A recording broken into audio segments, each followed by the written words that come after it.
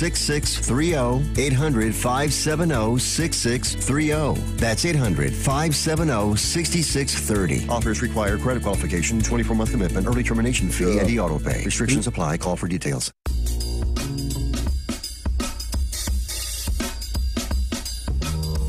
All right.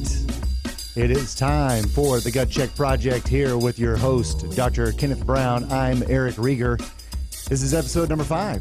Episode number 5. This is our big one because now we have enough episodes that we can be found on, or we're going to submit to iTunes and the other platforms. It's where everybody has to start somewhere. You got to start somewhere. And I think that we've had a pretty good start. We've had some pretty incredible guests. That is no joke. I mean, the feedback, fortunately, and thanks to everyone who's been watching and listening and sharing. Sharing obviously helps us spread the platform, but certainly appreciate it. Also, big shout out to the other Spoonie host, Chef Patrick, the Cowboy Chuckwagon. I mean, everybody else who's been kicking in for helping spread the word, even the partners in our sister station across the road, Mojo 5.0. Mojo 5.0. Absolutely. We've got to show some love. This is exciting. Everybody's trying to get this station, this digital station off the ground. Chef Patrick is living it. And, today in the booth, being our producer again, this guy works all the time. Every day's a vacation, brother. Every day's a vacation. Every day can be a vacation if you can improve your quality of life. And that's what this whole show is all about. Wouldn't you say?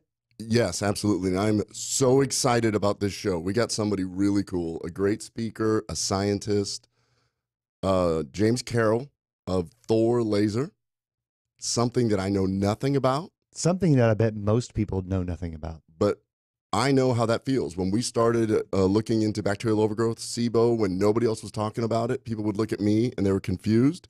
This is why this show, Gut Check Radio, check your ego at the door. Anything's on the table to learn, and we're all going to learn together. This is what's so exciting about today's show. Man, there's no joke. So for everyone else who's joining today, number one, thank you. Number two, James Carroll's completely different. This is someone who's going to introduce something that really, to me, it was introduced to me by my wife. She was the one who said, "Have you ever heard of photobiomodulation?" And I looked at her and I said, "No, I haven't." But really, because of the mindset of what we've been doing at KB&D Health, what we've done even before at KBS Research with Autron Teal, on and on, we've always wanted to remain open. If you have something new, show me how it works. Tell me a little bit about it. And as I began to learn a lot more about photobiomodulation and THOR laser, it was more than impressive. It kind of just captivated me. Yeah, those of us in the industry, Eric, call it PBM. So we'll just do that. Yeah. So when you brought it up to me, we were actually working, and you're like, "Yeah, hey, my wife's got this new photobiomodulation laser at her health clinic." Correct. And he's like, "I don't know what that is." And we started looking. We had a little break in patients, and I went, "Holy cow! There is some serious data on this." It's deep. It's not just something new. They've been at it a while. Yeah, and it's one of those things. I'm like, wait a minute. If this is true, let's find the guy who owns this company. And you did. And thank goodness he travels all the time. This is insane. So his time is very valuable. So this is going to be an incredible episode. Just so you know, we are in episode 5 and we have an international guest. James Carroll hails from London. That's right. I was just talking to him. He spends 10 days in the UK where his home is, 10 days in the United States, and then 10 days traveling the world. That is a tough life. He works as hard as Chef Patrick. I was impressed how well he speaks English, being from out of the country. Kind of wild. I'm, you know what I'm really looking forward to? What's that? That British sense of humor. Oh, I love it. Yeah. I mean, it's just like us here in Texas. Hey, speaking of guests, I do want to bring this up. When I went to clinic and people that heard our show with Mark, I got so much feedback. Patients that have overcome cancer, patients that love the idea that he overcame cancer and then gave back.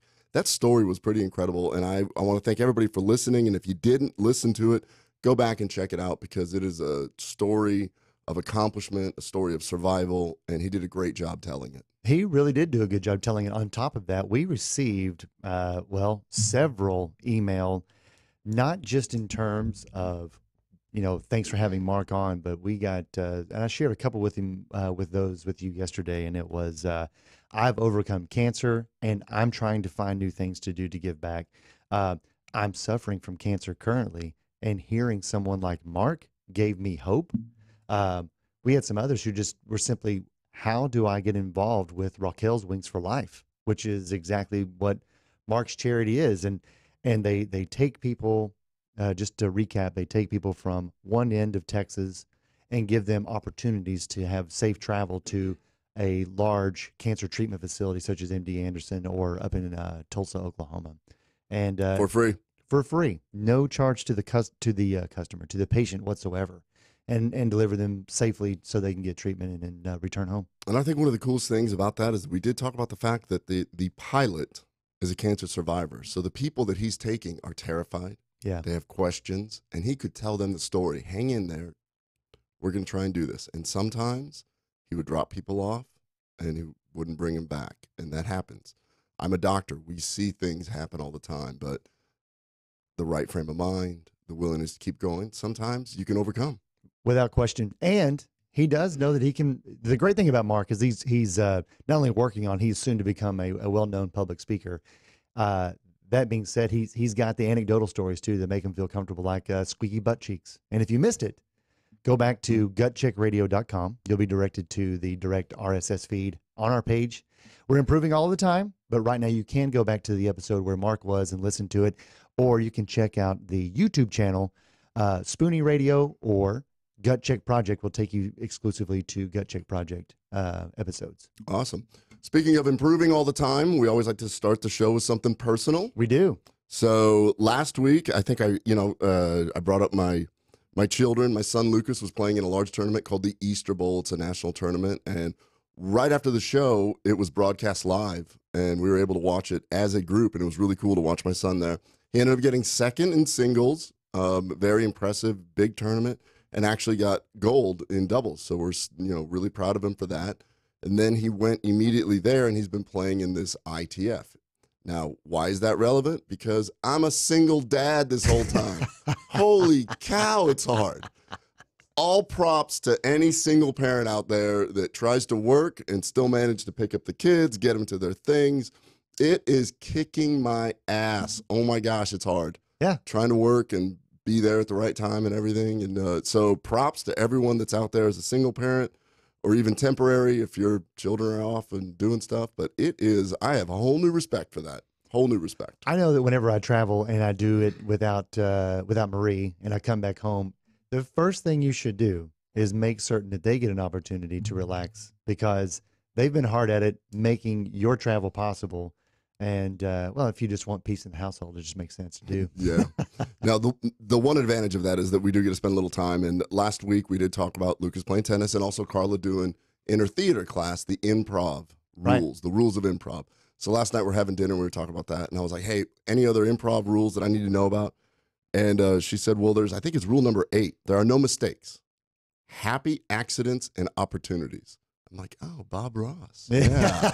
Right on. Little happy little trees. Happy little trees. So happy accidents. So that's what this show is going to be about. We never screw up. We just have happy accidents or opportunities. Opportunities. And then one of the opportunities that I've never done with my daughter, which is I watched a college basketball game for the first time with her. I'm not much of a basketball fan. Sure. But let me tell you what, there's a team locally, Texas Tech, I think. I think you got some ties to it. I've heard of it. You got me watching it now. Absolutely. And of course, you're going to get inoculated in watching college ball. That's the team to watch right now. They're heading into the Final Four this coming week, and my family's pumped.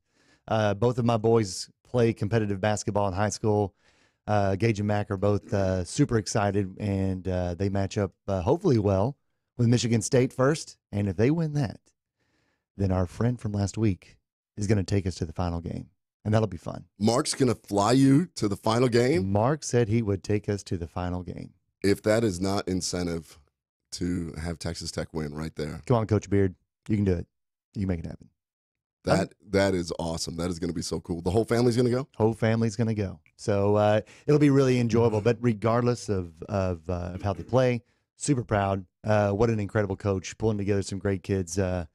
to accomplish what they did. First Final Four for the school, so they're really excited. And the other three teams in the tournament are pretty solid also. So as somebody that doesn't follow basketball that much, but you were talking about this, the really unique thing that the announcers always talk about is their defense. Just explain really quickly why their defense is doing so well. Well, a lot of times, I believe, the way I understand it is basketball teams in college, they just simply play better defense than they do in the NBA. But even more to the point, the way that I think that Coach Beard and his assistant Mark Adams have designed the defense is they really, really force outside shots that protect the middle. I think that you even made the comment, I saw every time, Eric, that as they moved into the center, suddenly everyone collapsed around them. Not only could they not make their way to the glass for an easy layup, it's very difficult for them to distribute the ball once they get trapped in there. So, yeah, someone may be really good at firing from outside, and, that's kind of the risk that you take by not guarding the perimeter really, really tight. But you come inside the three-point arch, and the further you make your way towards the rim, there's going to be more than one defender kind of blocking your path. So it's kind of a chokeout defense that they've kind of perfected. This is super exciting. I was just reading something about how the ticket sales going for this are just massive. Like Texas is going en masse up there. Well, some people may already know and some people may not know at all. For as large as a state as Texas is, there hasn't ever been a national champion from Texas except for Texas Western, now known as UTEP. And that was what the movie Glory Road was made about. It was the first team to field 5 black starters, and they took on Kentucky and beat them. And so that was when was that? 1960. I'm gonna mess up the year. I think it's 1963, 64, maybe 68. I'm not really sure. I know it was Coach Don Haskins, and I'm off on the year, but it was definitely in the 60s. Yeah, you got a minor in basketball history, didn't you, at Texas Tech? Yeah. That and just really other random useless information that makes me no money. So, well, the last couple shows we somehow ended up doing movie quotes. There's no way I can quote anything from that movie. So I think we should just leave it right there. You could have stopped and said, "Shoot it," and that would have filled in the blank right there. My extent of basketball movies is Hoosiers. So that's pretty good. And Gene Hackman's pretty solid. It's a good movie. Yeah, it's a great movie. Yeah, it's feel good. I don't know if it's true or not, but it's fun. So speaking of feel good, what we also like to do is I always try and find some medical article that we can summarize here that happened this week that would be pertinent to something that we're going to be doing. Sure. And this week, I found a really cool article. Is this the one that is about muscle and intestinal damage in those who perform athletic events? 100%. So you and I have talked about this, and we have discussed this in different lectures, that I see a ton of endurance athletes, triathletes, really high-level triathletes that come in with intestinal issues.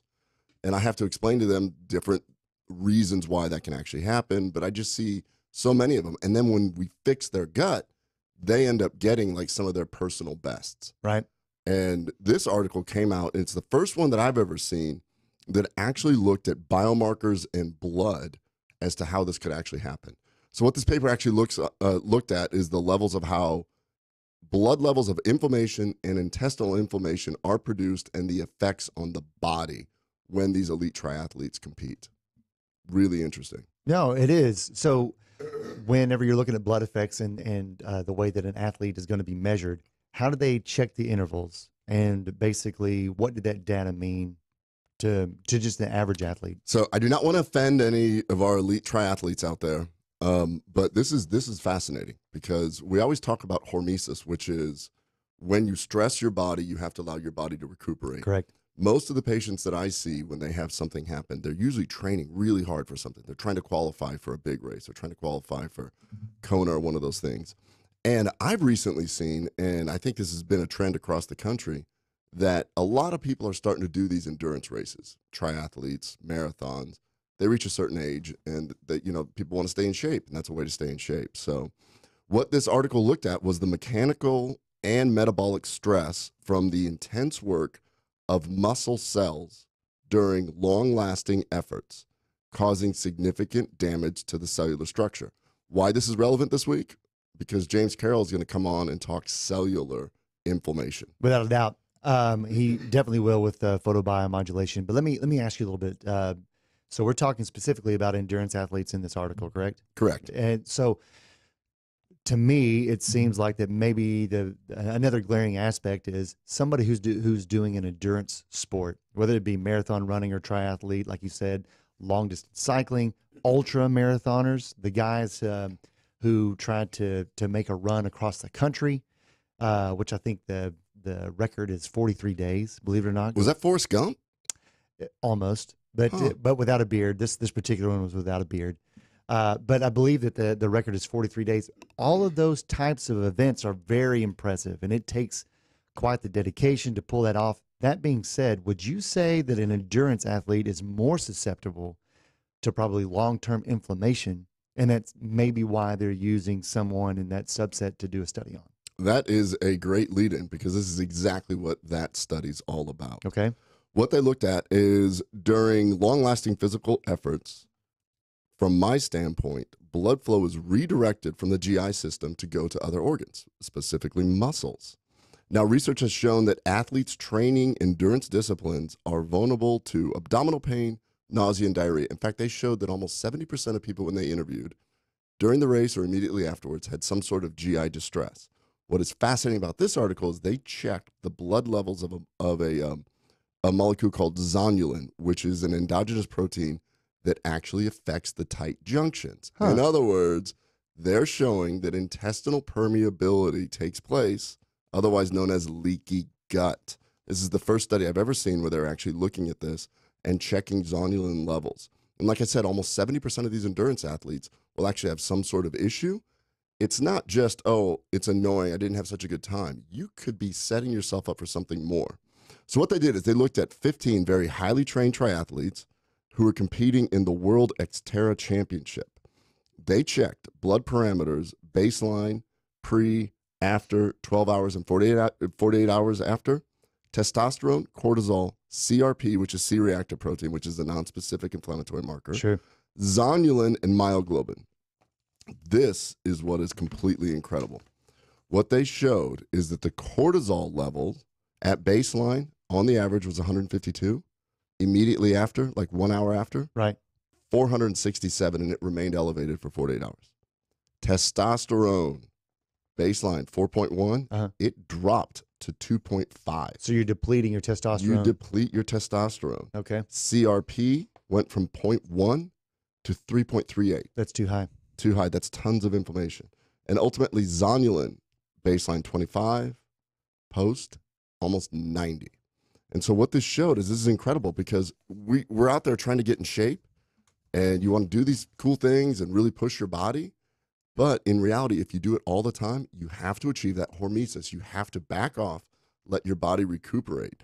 Now, other studies have shown that the physiologic stress markers like cortisol have always been shown. So we know that that's the deal.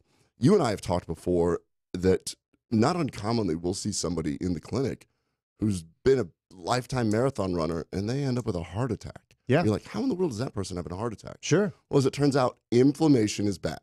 And we're going to talk with the photobiomodulation about inflammation. But we know that inflammation is bad. And we know that inflammation can result in systemic disease. Now what we're looking at here is this study was the first one that looked at people showing the intestinal health. We know that leaky gut can lead to autoimmune disease. Right. So it's way more than just inflammatory process. You were talking about these ultra marathoners.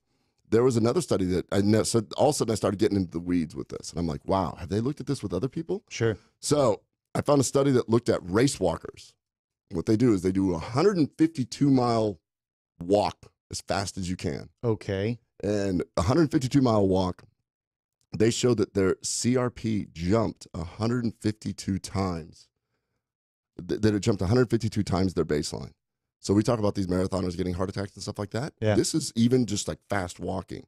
So we know that all of this can lead to intestinal problems. So this is a perfect reason why we developed something called Atrantil. Definitely. It definitely is. So Atrantil is composed of polyphenols. What we do know is that these polyphenols help repair your body after you go through something really serious like that.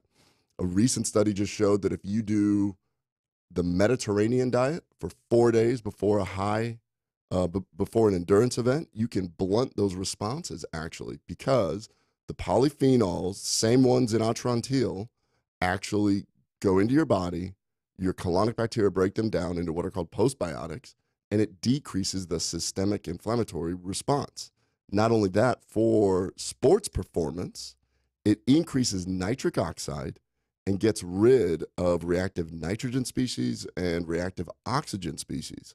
So that makes total sense why most of my triathletes, when we get them on Atrantil, they start feeling better. Well, I don't want to cram too much together, but you know, with Atrantil, we've also talked about the occasional issues of zonulin and how that's affected the gut as well. So it sounds to me like somebody who is a long-term runner, if you actually are experiencing inflammation, okay, let's go back. Let's back up just a step. Somebody who is a long-term runner, over time, they started running probably to get in shape or because they enjoy the sport, but they sometimes get to a point where they're like, you know, I've been running and I eat okay, but I still can't quite lose this last amount of body fat. They're usually pointing at their abdomen. There's a little bit saved there, but inflammation usually turns into a little bit of extra abdominal fat. And when somebody who is chronically inflamed and feels like they're doing the right things and eating the right things, but not noticing that they are actually keeping themselves in a cycle of inflammation, it's not necessarily that maybe they need to stop the sport altogether, but possibly they could add some things to their diet, to their sleep patterns, to anything to allow their body to simply recover. Wouldn't you say? Oh, 100%. So one of somebody that I respect tremendously, who is actually my chiropractor, Dr. Ron Tribendis, elite triathlete, trains other pro triathletes. And he has a podcast, and I think their Instagram handle is Recover with a Purpose. Recover with a Purpose. He's not out there saying run more. And so when I went and I saw him, you know, his recommendation to me was slow down, take a break. Yep. It's like you're, you know, and it's hard to do because I was doing the same thing where I'm like, I'm trying to run faster. I'd like to compete someday and that kind of thing. And it was just slow down. So as it turns out, you think you might be doing things, or I believe in exercise, but I also have learned as I've gotten older that you cannot shortchange sleep to exercise, because all you're doing is increasing these inflammatory markers and these hormones. And it's like you're, you know, you're basically running uphill the whole time and you're just hurting yourself. Well, just a side note for the current listeners, if you are interested in picking up some Atrantil, and especially for you ultra marathoners, if you want to decrease your inflammation, and hopefully you could write to us and tell us about your new PR, personal best, go to lovemytummy.com/Spoonie. Use the discount code Spoonie and save yourself a little bit of money. Yeah, for real. So this whole article was all about sports performance. And when I said that they looked at the Mediterranean diet, it wasn't just that they decreased the markers. Do you know that these people actually improved their times? All of them had across the board a 6% improvement. Well, what's the thing that's in the Mediterranean diet that you have said is basically the power horse behind Atrantil? Yeah, so if you're listening to this, it's really important that we spread the message that if you're an athlete, do this, but also, by going to lovemytummy.com/Spoonie, you're supporting this network. You're supporting Chef Patrick and everybody else that's trying really hard to do this. And, you know, we're just trying to get the message out there. Like, we're going to talk about PBM. Definitely going to talk about PBM. That is photobiomodulation. Actually, what I was asking you for a while ago, I was going to tell you, remember how we said mistakes make opportunities? I get to say something. The thing that's ubiquitous in the Mediterranean diet is polyphenols, and that's what's jam-packed in Atrantil. So I give a lecture where there's a researcher out of the UK, another UK person. Probably James's neighbor. Yeah, it probably is. So James's neighbor, Dr. Boatwell. Oh, yeah. She did a whole analysis of this, that if you take 1,000 milligrams of polyphenols 3 hours before a competitive event, you actually decrease muscular damage and increase nitric oxide, increasing blood flow to the muscles. How do you get 1,000 milligrams? You can eat 5 bowls of cherries, which is a lot of fructose. Or you can take 2 doses of Atrantil. Definitely. And I met Dr. Jo Botel, and she's from Exeter University and was sponsored by, I believe it was Gatorade Labs. And that has nothing to do with Gatorade. They simply allowed her to do polyphenol research. She came back with some incredible information. Long word, proanthocyanidins. Am I saying that correctly? Proanthocyanidins. So that is basically what she said, if we could find a way to deliver that. And that just so happens to be what Atrantil is. So you could take 4 capsules of proanthocyanidins, also known as Atrantil, and protect yourself. I love it. Holy cow. I just rambled mostly. I apologize for that. But I get geeky, man. Thanks for apologizing. We were all really kind of ticked. I love this stuff. Yeah, it's good times. Hey, everybody, we're going to be back in the next half hour with an amazing guest all the way from the UK, Dr. James Carroll of THOR Laser.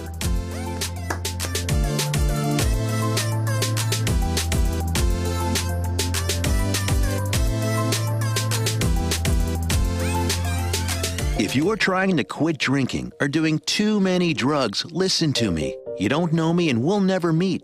I had a problem like you once. I drank and used to party a little too much till it got out of control and almost ruined my life.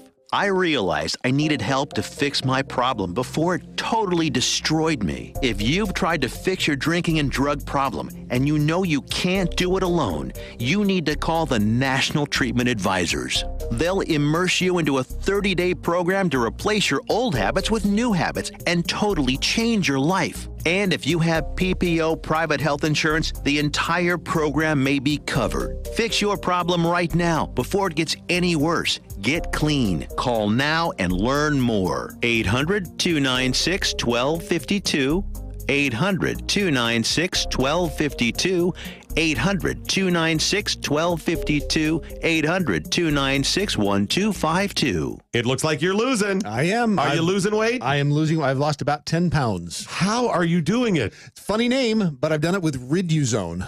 RIDUzone.com, and the stuff works. It's, you get into all that, the molecule this and the found in that. All I can tell you is it makes you feel full, and it keeps your mind off of wanting to overeat. And also boosts your metabolism, so you're burning more. Yeah, Try it today. It's going to work for you like it's worked for Brad and countless other people. Riduzone.com. RIDUzone.com. Fast Track Student Loans can get your student loans out of default, stop any wage garnishments, stop collection calls, and stop seizure of your tax refund. Give yourself a break. Stop the stress and get your student loan payments down to as little as $25 a month based on what you can afford to pay. 800-709-4395. 800-709-4395. 800-709-4395. 800-709-4395.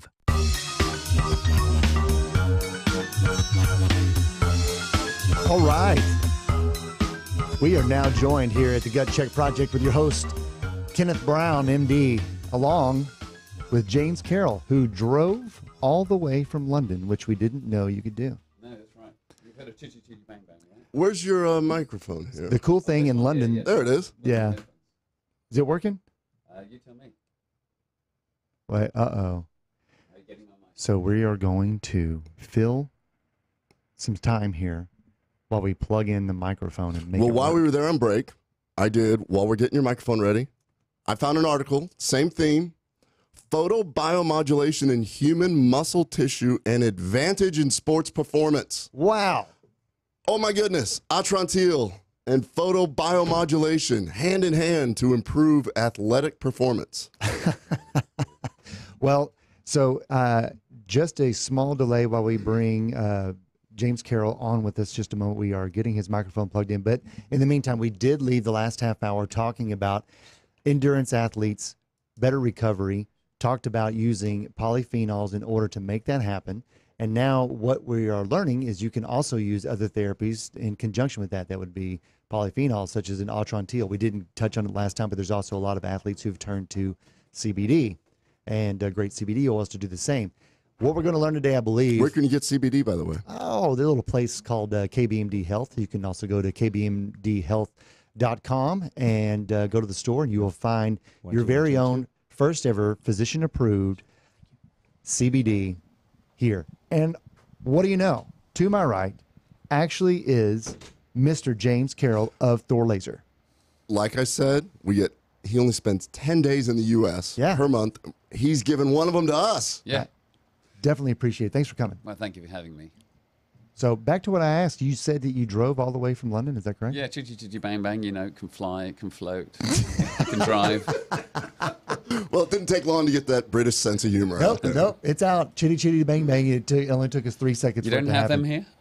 Oh, no, well, Not like you do. It doesn't get referenced quite that quickly. Oh, they're asking for your microphone to be closer, just a little bit. Closer to my... There you go. A little bit. There we go. Nice. Well, so, James, tell us a little bit about your history. Dr. Carroll, Mr. Carroll, what's the correct I'm Mr. Carroll. Mr. Carroll. Okay, Yes. so... Well, I'm James. James. So, James, you are the founder and CEO of THOR Laser. So tell us a little bit about your history leading up to the founding of THOR Laser, and then we'll get into what it's all about. Okay, can I turn that around and tell you what it is first and then tell you how I got there? You can do it however you want. Okay. Photobiomodulation is something that's been on TV, and particularly Star Trek, but most science fiction movies seem to do something like this. Okay. When somebody gets injured, a doctor approaches you with a laser beam, aims the laser beam at the injury, and the injury heals and the tissues regenerate instantly. So we make those. So Star Trek just came to life right here in the studio. So did you produce... You made those that they used on the Star Trek set, is what you're saying? No, we make them for hospitals. Oh. So, but it's not as instant as on TV. So the idea is it's still the same thing. You shine light on people and they get better more quickly. Okay. Shine light, and by light, you mean... well, it's a particular kind of light. Okay, yes. so not any light, not a flashlight. No, so it's monochromatic light, meaning light of one color. Okay. And if you have light of the right color, as we're going to say wavelength, because we do use light outside of the visible spectrum. So if we have light at the right wavelength, and if it is at the right intensity, and if we use it for, aim it in the right place, of course, for the right amount of time, then you can speed up the quality, or you can improve speed and quality of tissue repair. And if you can reduce inflammation, edema goes down, the lymphatic system gets very busy when you put this on, and with a particular high dose, you can induce analgesia. That is something we're definitely going to touch on here in a moment, because I want to talk. Well, you had a story that you've shared with everyone else, and we'll get to that. So what drew you in to say, I saw that on Star Trek, I see people healing from lasers, I want to be a part of it and produce one? Well, I got to tell you how this was discovered, because it wasn't discovered by me. Okay. So back in the 60s, I mean, the first laser was invented and working by about 1960. By 1967, a scientist wanted to find out if maybe this new ray, the laser ray, it might cause cancer. So he wanted to do an experiment. So he takes some mice, he shaves the hair from their bodies, he divides them into two groups. He puts a low-powered ruby laser beam on one group and not the other, to see if the treatment group would develop cancer. Okay. And they didn't. And to his surprise, the hair grew back more quickly on the treatment group than on the untreated group. So he called that laser biostimulation. And that was 1967, but it's back in Budapest, Hungary. So this is, in those days, Hungary was part of sort of the Iron Curtain, behind the Iron Curtain, controlled by Russia. The news didn't come out very quickly, because back in the 60s, we weren't great friends with the Russians, unlike now. Right. Where, of course, we're best buddies. We're going to send you over to Mojo 5.0, the political station. So you can go ahead and comment more on that one. So they held so the there's the information. discovery. Yeah. I got involved in '87. I was part of a business that was helping small businesses get hold of government grants, and one of our customers was a laser company, and I went to a meeting at a research hospital in London called Guy's Hospital, and there they were showing off what they'd been doing on small animals with lasers and how it was healing up wounds more quickly. And when I saw that, I thought, well, that's the future. There's going to be one of these in every department of every hospital in the whole world within 5 years. This is going to be massive. And I thought that in 1987. Wow, that's incredible. Well, I was wrong, wasn't I? It didn't take 5 years, and we're still not there. Right. So this is now my 32nd year in this field. 32 years Yeah. of trying to get the message out, basically. Yes. Something that you've known that can help people, that Yeah. you've seen help people. Yep. Now, And we're getting there now. So there's been over 700 randomized placebo-controlled clinical trials published in this field. There's over 4,000 laboratory studies looking at the mechanism of action and the dose response.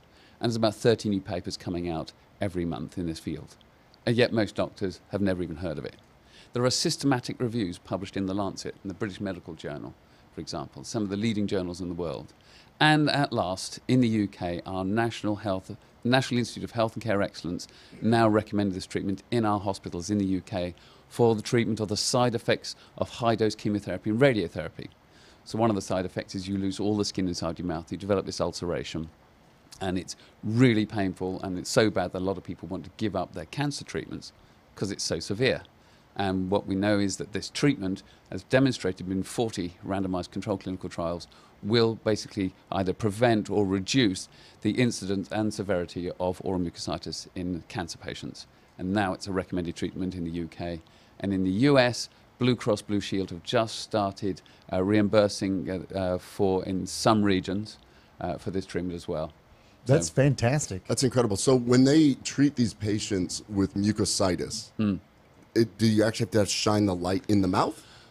Traditionally, yes. So historically what people have been doing is taking a single red laser beam and poking it around the mouth. So they treat over the tongue, dorsal tongue, lateral borders, ventral tongue, floor of the mouth, get to the buccal tissues of the inside of the cheeks, get to the hard palate, soft palate, and treat individual spots there. Maybe do 20 points to try and reduce incidence and severity. We're now working on something with Harvard where we're developing an extra oral treatment, meaning outside the mouth, treating through the cheeks to get to the buccal tissues to prevent it in that method. And this is a treatment for children. One quick question, trying to get the word out there. Is it similar to like what we have to do with our supplement where you really can't make disease claims, you can't say a disease state, or because it is a device, are you able to say, no, we use this for mucositis-induced chemotherapy-induced mucositis? Right. So there's FDA codes for different devices, and they say what you can say. So most people don't realize the FDA regulate marketing. That's their primary job. Oh, we know it real well. So most people don't. Okay. So, and I don't know about the with your CBDs and what, I have no idea what the rules are around that. But with devices, they say what you can do. So we've been, whilst I suppose 20, 30 years ago, the FDA were hostile to this as a form of light therapy. Somebody twisted somebody's arm, and they've really relaxed the definition of a heat lamp. They've even created a new category of heat lamp called the non-heating heating lamp. The non-heating heating lamp. That's right. Wow. Which is allowed. You love bureaucrats. It's like hot ice cubes. Well, yeah, that's like that. Or, you know what? Like seeing all those hamburgers at McDonald's, you're like, that's a non-heating heat lamp right there, keeping all those hamburgers room temperature. Burgers just like Dad used to make. Okay. So anyway, there are some categories now where this product can be sold with very limited indications. And the broadest one is an ILY category, which is basically based on a heat lamp. But now it doesn't have to be infrared. You can use visible red, and it doesn't actually have to heat either. But they've broadened this out. They've really relaxed it and allows this technology on. And I do happen to know, and I don't think it's top secret, that the FDA are working to develop a photobiomodulation code. Oh, that's great. At the moment. Wow. So it will be a real thing as far as FDA is concerned. Already the National Library of Medicine, the people who run PubMed, I'm sure you know who PubMed are, have developed a mesh term, a medical subject heading for photobiomodulation. So as far as the National Library of Medicine is concerned, this is a real thing. And the FDA is going to get there. They're not too far behind. And then there'll be an official category. Now, quite what you can say about it, we don't know yet. We don't know what they're going to... the wrong word is approve. They don't approve most technologies. I don't know if FDA approval ever exists, but within our category of products, they clear products for marketing. That's the category. That's how you're supposed to express it. So it's FDA cleared for, and in our case, we go with the infrared heat, the old heat lamp version, which is temporary relief of muscle and joint pain, and improvement of blood flow, and something else I can't remember the detail of. But it's long, and allows us basically to claim pain relief. It sounds like that he has somewhat of the same battle that we do whenever we have a supplement that we can actually put proof behind. And the issue is the way that I best interpret it. The altruistic version of what the FDA is to do is to protect the public from things that could cause them harm. So that's the version that they want you to stop at. I think that there's also an addendum to that, and that is if you've run the rigmarole of somehow being blessed as a medical drug or a medically approved device, well, then you can make the claims regardless of what your study says, as long as it's not hurting someone. But even if you have something that's completely natural or something that's safe and benign, like light treatment can be, they don't necessarily want to extend that same opportunity to you. And you almost always have to talk about the symptoms around a disease or an issue versus saying we help here, which is the opposite in Canada. Yeah, it's totally. So in Canada, when we got our NPN number, yeah. It was funny because we sent them everything that says on this box, which is occasional discomfort. They're like, no. What's the disease that you guys fix? We're like, well, in Canada, we fix irritable bowel syndrome. They're like, good, say that. And it's very, it's very different. We're like, quit talking around. So we have the same thing. What can we say in UK? So we have a CE mark in Europe, and when you put your product on the market, you have to have, there's a long document you have to work with, a clinical evaluation report, and that's obviously examined. And we were able to make claims about joint pain, tendinopathies, we do back and neck pain, we do oral mucositis. Right. And it's very clinical. And then you state what range you want, they examine your data, and then you let you put it on the market with those claims. And we're much more specific, we can be much more specific in Europe than we are in the US. We've got this vague term about temporary relief of muscle and joint pain and arthritis and whatever else, however, it's something along those lines. A couple small things. When I very first heard about THOR laser and photobiomodulation, or PBM, as Ken has already made it as a part of his everyday vernacular. Yeah, this is it is not PBR. Remember that. Yeah, it's not professional bull riding. Yeah, and it's I was thinking Blue Pabst Blue Ribbon. Yeah, but PBM, LLLT or triple LT, photobiomodulation, THOR laser. What is the best term to succinctly say that, because I believe that LLLT could also mean LED or laser, right? Unfortunately, yes. It's had 79 different names over the years, which makes it very hard to pin down. Sure. And people keep inventing their own names, possibly because they want to have their product somehow be hard. When they tell somebody what it is and they Google it, they only get their product. So there's been a lot of invention of new terms. And I don't know why some scientists keep wanting to. They maybe have some, we've got transcranial low-level laser therapy, and therefore, which is true, when they're treating the brain, then yes, it's going through the brain. But actually, they're making it harder for everybody to find by keep coming up with nuanced versions of the original name, or transcranial photobiomodulation, but then they call it small t, PBM therapy or something like that. And you search for PBM therapy, you don't get all the ones with a T in front of it, you don't see. So... Well, nomenclature aside, after I learned about the different names and began to look it up, what I was blown away is a lot of what you just referenced earlier. And there are tons of articles within PubMed about the oral mucositis, and some of these that stood out to me were for chronic nonspecific low back pain. The European Society for Medical Oncology says that they're reducing the mucositis. The World Health Organization back in 2008 said that it is now recommended for neck and back pain. That's not nothing. That's significant studies. The reason why I was so excited to have you on, when he brought it up, the study that I found was a rat study where they induced arthritis in these rats, treated one group with PBM and the other one not, and then they euthanized them, and they looked at it on a microscopic level. And I pulled Eric over. I was like, dude, this is real. Like, there's cellular stuff going on here. This is not... because there's so much like marketing and people are changing stuff. What I want to know, what is super fascinating, is you discovered this in '87, and you clearly have something that you found something that the rest of the world needs to learn about. It's been there since 1960. Spock was using it back in Star Trek. Spock was a Vulcan, Bones was the Doctor. Sorry, Bones.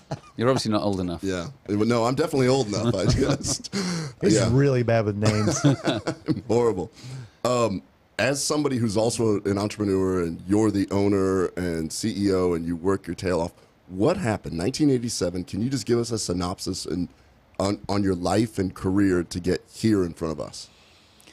Well, before anybody holding out for a great degree or anything, I've got the same level of qualifications as Steve Jobs, Bill Gates, and Richard Branson. What did they do? Exactly. So basically, I have no degree. I left school at 16 with no qualifications. And now I teach Harvard Medical School professors. Nice. Well, that's where that happens. Yeah, it does, doesn't it? So I left school at 16. I was, been in a rock band. I knew how to make a fuzz box and a wah-wah pedal and an amplifier, and I knew how to connect these things up. So I knew I wanted to be in electronics when I left school. I called, we used to have this thing called Yellow Pages. Remember them? Oh, yeah. And I called up an electronics company, and it was, 20-minute train ride away. And... said I want to be an apprentice designing, they made radio stations, so and TV and audio equipment for TV studios. So I wanted to work in there, and I asked them for a job, and they said come over. And sure enough, they could tell that I knew a lot already about it, and they wanted my enthusiasm. So I went out there and I did study some electronics at college. Failed at college, and failed my second year twice. But I still did well in the company. Got all the promotions, running departments, and so that was did 6 years of that. Then I helped a friend run a sports car restoration business, doing old sports and classic cars from the 60s and 50s. That burnt down, underinsured. I had to go back to work, ran another test department in an electronics company, making transformers for satellites just to earn some money. They sold out, and the boss, as he left, says, you'll never make money as an engineer. He says, you're going to have to learn how to do some sales. So I took a job at Pitney Bowes. Didn't do too well, but anyway, learned how to do some sales. Then bought a franchise with a friend to sell government grant information. We had this laser company as a client. I thought, as I told you, this is fantastic. This is going to be in every department of every hospital in the whole world within 5 years. So I left to get it sell for that laser company. They went out of business a few years later. So I started my own with 2 engineers who were already working for that company. And that went well till 2005. And then in those days, it was yellow pages again. You look up physiotherapist or something and call them and make an appointment and say, can I show you my new toy? Right. So we sold them like one at a time like that. And I would travel the UK on a motorcycle with lasers on the back, selling these things door to door. That's just like that movie with Will Smith, Pursuit of Happiness. Yeah. With the bone scan machines, right? Yeah. Yeah. I don't know that one. This is fascinating because all I heard was, that didn't work, that failed, that burnt down, underinsured, that didn't work. I just keep going. This is the whole thing of the improv. It's the whole thing. There are there's more no to tell. accidents. Keep going. This is awesome. Well, 2005, I came over here. So then a joint project with the Navy and the FDA, they bought some lasers from us. And I went to a conference over there to see what they were doing with it.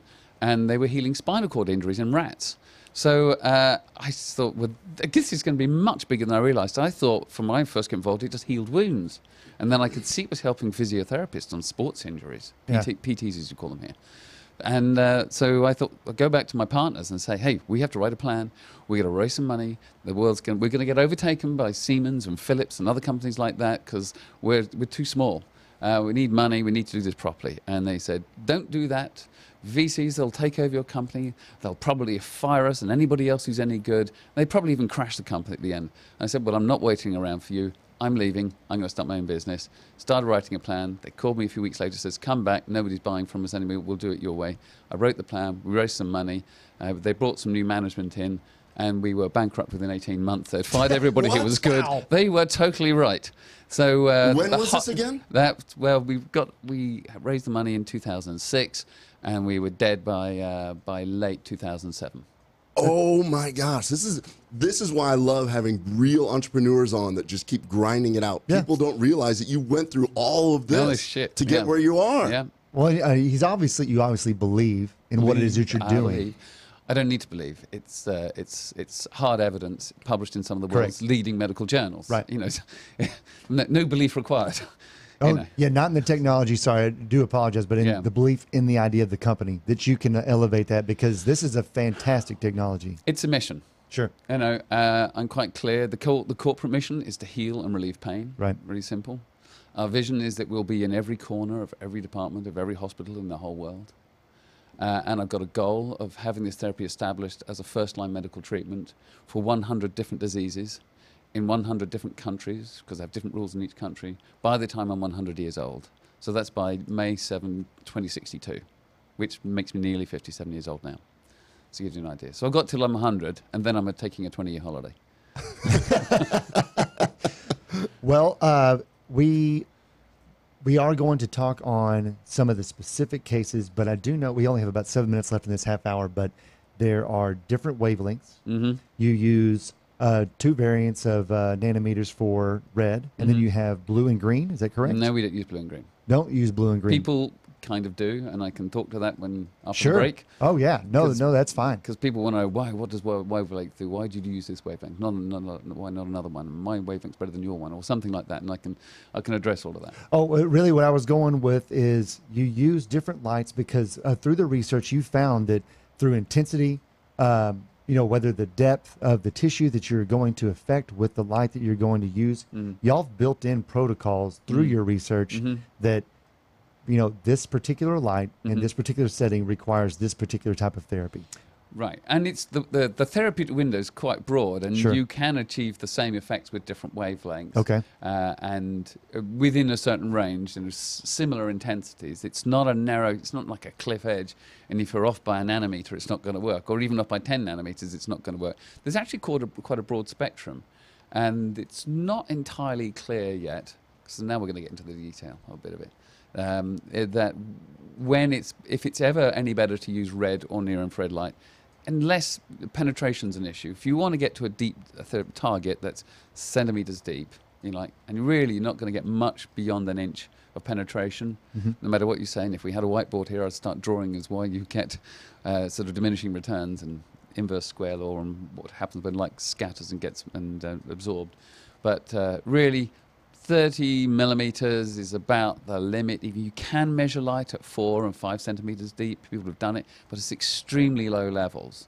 And you think, well, why don't, if you turn up the power by 100%, if I double the power, do I get double the depth? And the answer is absolutely not. You don't. You get double the intensity. Right. So you get double the intensity of light on the surface. Let's imagine you're 3 centimeters deep, and let's imagine it's like 0.1% of what was on the surface, which is something going to be like that. Then 0.1% of, let's imagine it was 1 watt per centimeter squared.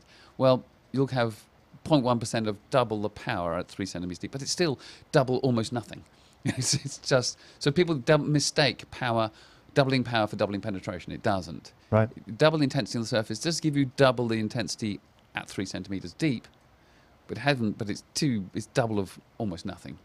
You haven't really gained anything. I want to completely geek out on this, but I want to finish with your career, because now tell us about THOR, and like where you're at and how big it is. Because with all these, you overcame all these obstacles, and now where are you at? So we're a $9 million business as at the end of last year. We're on our run rate so far this year is 12 million.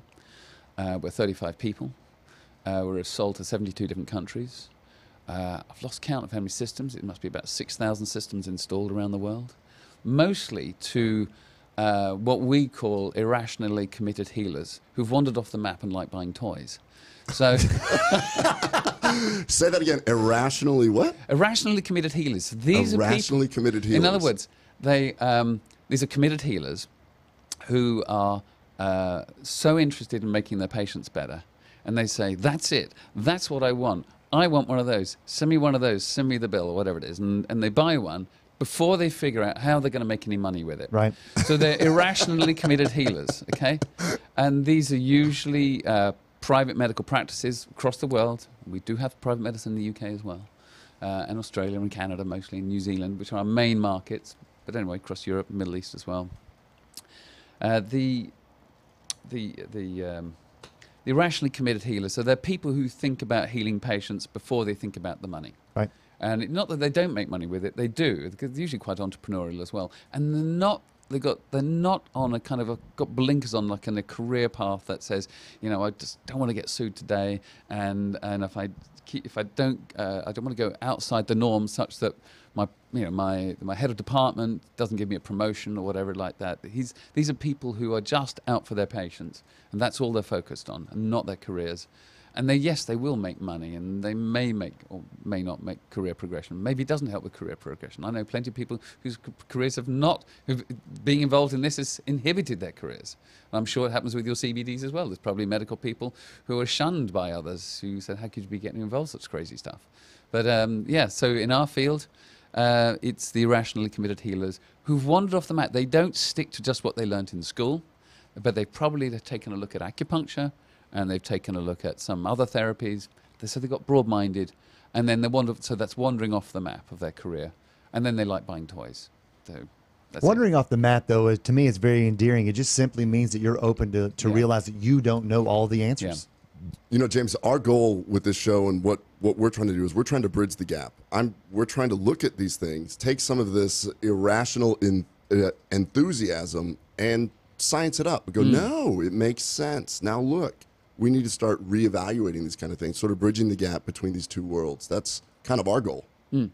Well, in our field, we've reached the highest levels of evidence. People like systematic reviews, and then published in The Lancet, in the British Medical Journal. I mean, it doesn't get much better than that for these things. And still, the barriers are there.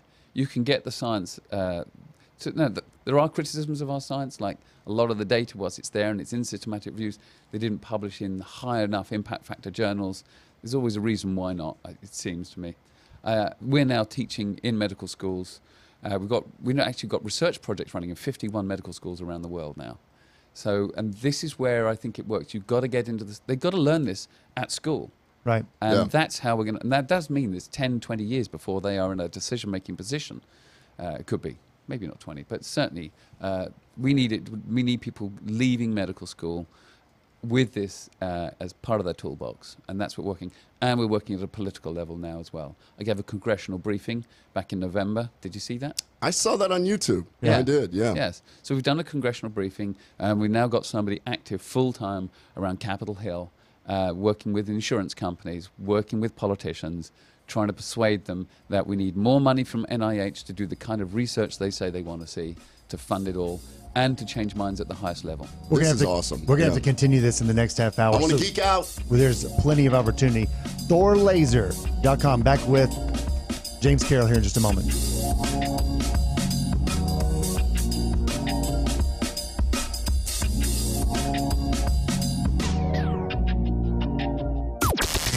This is the only 24-hour take-anywhere platform dedicated to food and fun.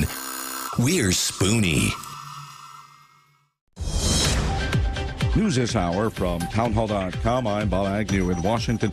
President Trump says he's being harassed by House committees now run by Democrats. Here's White House correspondent Greg Clugston. In the face of stepped-up investigations, the president tweets, "This is the highest level of presidential harassment in the history of our country." House Democrats are asking for 6 years of Donald Trump's tax returns, 10 years of his financial records, and they're preparing to issue a subpoena for the full Russia report from the special counsel. The president complains that some Democrats are fighting hard to keep the witch hunt alive.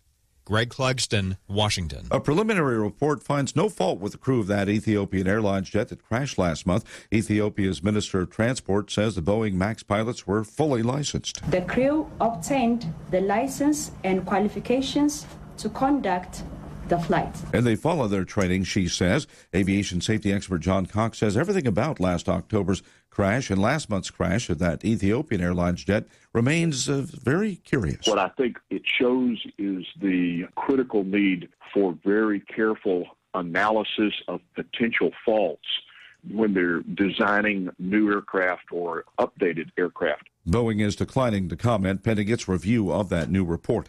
German chemicals company Bayer says it detected and averted a cyber attack last year by a hacking group that's been traced to China. In a statement, Bayer said its in-house cybersecurity team found signs of malicious software associated with the group WinT on company systems in early 2018.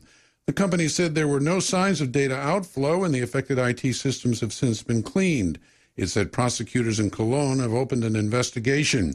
German officials have in the past warned of industrial espionage from China. As correspondent Jeremy House reporting on Wall Street, the Dow's booming right now, up 140 points, the NASDAQ up 18. More on these stories at townhall.com.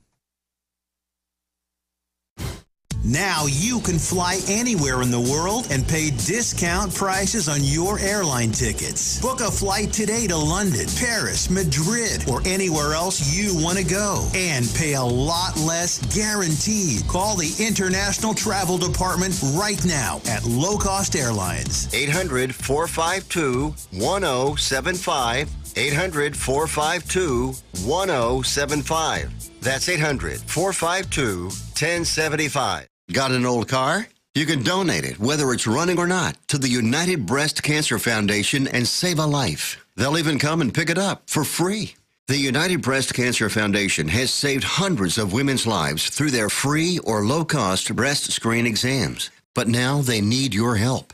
The United Breast Cancer Foundation wants to save more lives through early detection by offering women free or low-cost breast screening exams. And donating your old car, SUV, or truck, whether it's running or not, helps pay for them. Plus, you get a charitable tax deduction. Help the United Breast Cancer Foundation save lives by donating your old car, SUV, or truck. Call now for free pickup. 800-245-0823. 800-245-0823. 800-245-0823. Call right now. That number again is 800-245-0823. Never Forgotten Apparel is more than just a premium women's and men's clothing line. It's a movement to remind us to wear American-made and serve those who serve us. Our heroes. Never Forgotten Apparel gives 20% of their total sales to nonprofits that support homeless veterans and off-duty firefighters, and 50% to individual veterans and firefighters in need nationwide. Check out neverforgottenapparel.com. Use promo code MATT, M-A-T-T, and get 15% off your purchase.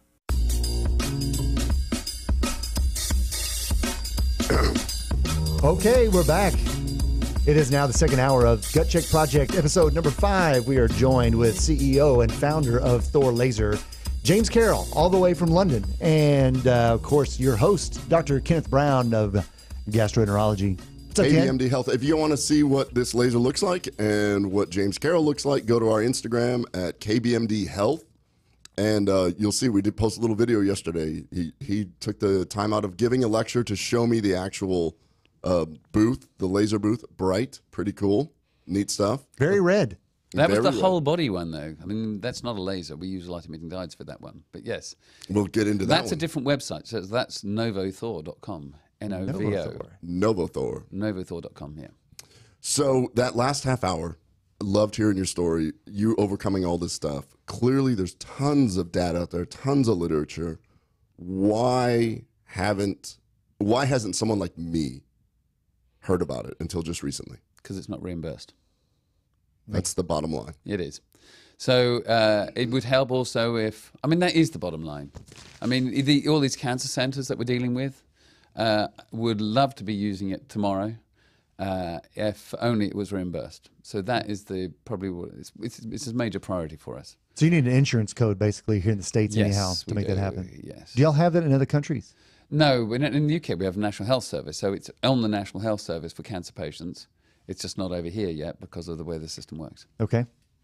What about another kind of social program that may be comparable to the UK? Because if I remember correctly, I think I overheard you've been working with the VA here stateside. Is that correct? That's right. So we made a light helmet. So if you can imagine an American footballer's helmet, imagine that full of light-emitting diodes, LEDs, bright red ones, and you stick this thing on your head, and it shoots light into the brain. What is it you're trying to accomplish with the light helmet for the veterans at the VA? Oh, so post-traumatic stress disorder and whatever any other cognitive problems related to concussion and traumatic brain injury. Do you think that THOR laser with this helmet it'd be beneficial, if I understand correctly, to help people with a concussion protocol? Absolutely. Or CTE protocol? Absolutely. Yeah. Okay. So what kind of evidence have y'all had with that so far? Because that is definitely a hot topic, is CTE. Oh my gosh, PTSD. It is so hot. We're going to have one of our guests coming up. I don't know when we actually have it scheduled, but Colonel Paul Blair. Oh yeah. He works with Elixinol, the company that supplies our CBD. He's done a ton of research on PTSD and traumatic brain injury. I think there's a lot of synergy using these lights and CBD and gut health, all of it. Right. Fascinating. I'm just going to have a look in something, which is my database here. As you can see, it says Thorgal. Yeah, you have your own search web. But yeah, I do. It's not public. And I'm just going to type in, and I just typed in Thorgal. So this is only photobiomodulation research on this thing here. Nice. And yeah, I just typed in brain. How many studies we got on treating the brain with light? 285. 285 completed studies. Published in peer-reviewed medical journals. That's fantastic. Yes. So it shows what it does to reduce basically oxidative stress and increase ATP in the brain, which means things for nerve regeneration. So what it does for cortical neurons. Sure. And then looking at the clinical benefits of that, what it does for BDNF, brain-derived neurotrophic factor. And so it helps the brain repair itself. And though a lot of these effects maybe not due, this is easy to show in animals. In humans, we're much bigger and it's harder to get the light as deep. And it seems a lot of these effects are just due to improved blood flow as well. we still need to know more about how much of it's to do with getting light to cortical neurons and how much of it is about getting light, just improving blood flow. But between the pair of them, people are getting better. I mean, if this was a TV show, I think I'd be showing you data from our first patient who's finished a course of 18 treatments since we delivered this device, and the change in his post-traumatic stress disorder is breathtaking. Well, that's a lead into actually my follow-up question is, have you been able to track anybody to see how maybe they've been able to deal with their own personal depression since? Funnily enough, I just happen to have a score on that. All right. Just was looking at that. Yeah. Oh, really? A review on using this, the very first one, if you type in Google Scholar 2017 in the journal Reviews in Neurosciences, the potential of transcranial photobiomodulation therapy for the treatment of major depressive disorder. Yes, so that's a 21-patient study, Harvard Medical School. It is extraordinary. It takes. Oh my gosh! So I think in that one they did 18 treatments 3 times a week for 6 weeks. 18 treatments. They're treating the dorsolateral prefrontal cortex, so that's here and here with light-emitting diodes, and they hold it there for 20 minutes, both sides. And yeah, MDD, major depressive disorder, is the third leading cause of disability in the world. And we're turning it around. But it goes hand in hand with so many things. Major depressive disorder goes along with chronic pain, goes along with sleep issues, goes along with PTSD. I mean, it can be the byproduct of so many things, or it can be the primary thing that can cause other things. No joke. So I just thought I'd bring this up on the screen for you.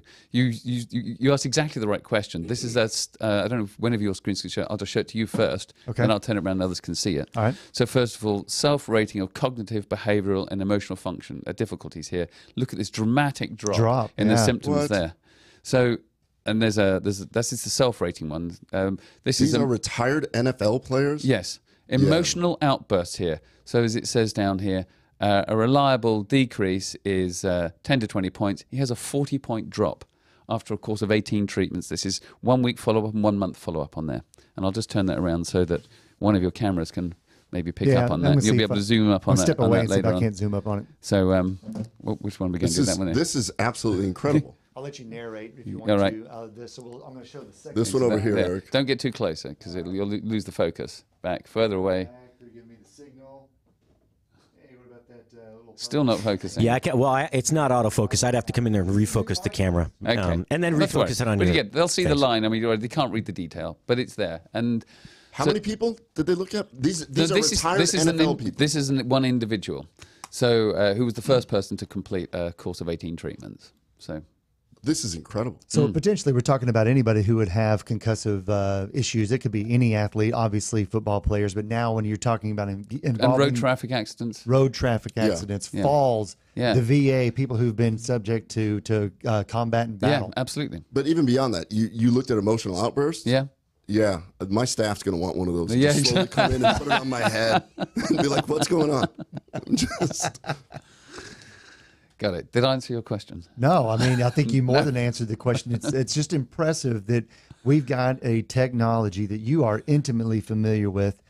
Literally 4 months ago, I had just never heard of it. Right. Oh, wow, what a cool picture. Yeah, I thought I'd just so people for the listeners, can see what we will do on at gutcheckproject.com is you can see, if you have video right now, you can kind of see this cool helmet. It looks like a football helmet with a bunch of red lights on the inside. That's the that's the apparatus y'all are using correctly at the VA. Right. Yeah. And so we'll put all the images and make them available just the same. And of course, if you want to learn more, thorlaser.com. Yeah, and we do training courses all over the world. So if you go to thorlaser.com, look up training, and you'll see that we do about, I suppose, 50 trainings a year across the globe. Just yesterday, you were in North Dallas. That's right. What was the convention exactly? It's the Academy of Laser Dentistry. Okay. So they're becoming fans of this too. So the idea is that when there's so many pathologies that they could be treating, they'll just use it for post-operative pain as an alternative to non-steroidal anti-inflammatory drugs, which are not good for you. Right. But it works better than NSAIDs, and it helps you heal as well. And this is the big takeaway message for this. Whilst it is an excellent pain reliever, and in clinical trials it outperforms non-steroidal anti-inflammatories, acetaminophen, and opioids, it also helps you heal, which those drugs can actually inhibit healing. So this is a technology which is regenerative and analgesic and anti-inflammatory. And so dentists will use it post-operatively, but they also treat these, people get these real aberrant neuropathic, extremely painful problems as well that people just don't have answers for. So what I personally find feel most moved by is what we can do for people in extreme pain, and how, well, the drugs barely mask it at all. These are the kinds of pains that drive people to suicide, like post-hepatic neuralgia, trigeminal neuralgia, this kind of thing. So this is the fact that we can actually turn these around by actually helping heal the dysfunctioning nerve is what excites me. Go ahead, Patrick, do you have something? Yeah, it's funny. I was just asking Marie about trigeminal neuralgia. I have a friend, David Alisson. He's in Houston. He's early 70s, but he has trigeminal neuralgia. He used to have 4 to 5 episodes a day. Ooh. And if you've ever seen this, it's you basically collapse on the ground, squeeze your head, cry. Yeah. And this is a grown man who was in the military for years and years. He went through 2 brain surgeries, and the second one caused a stroke. And I was just asking if this is effective on. The only other thing he's found, he has not had a single episode, was CBD, a full spectrum CBD.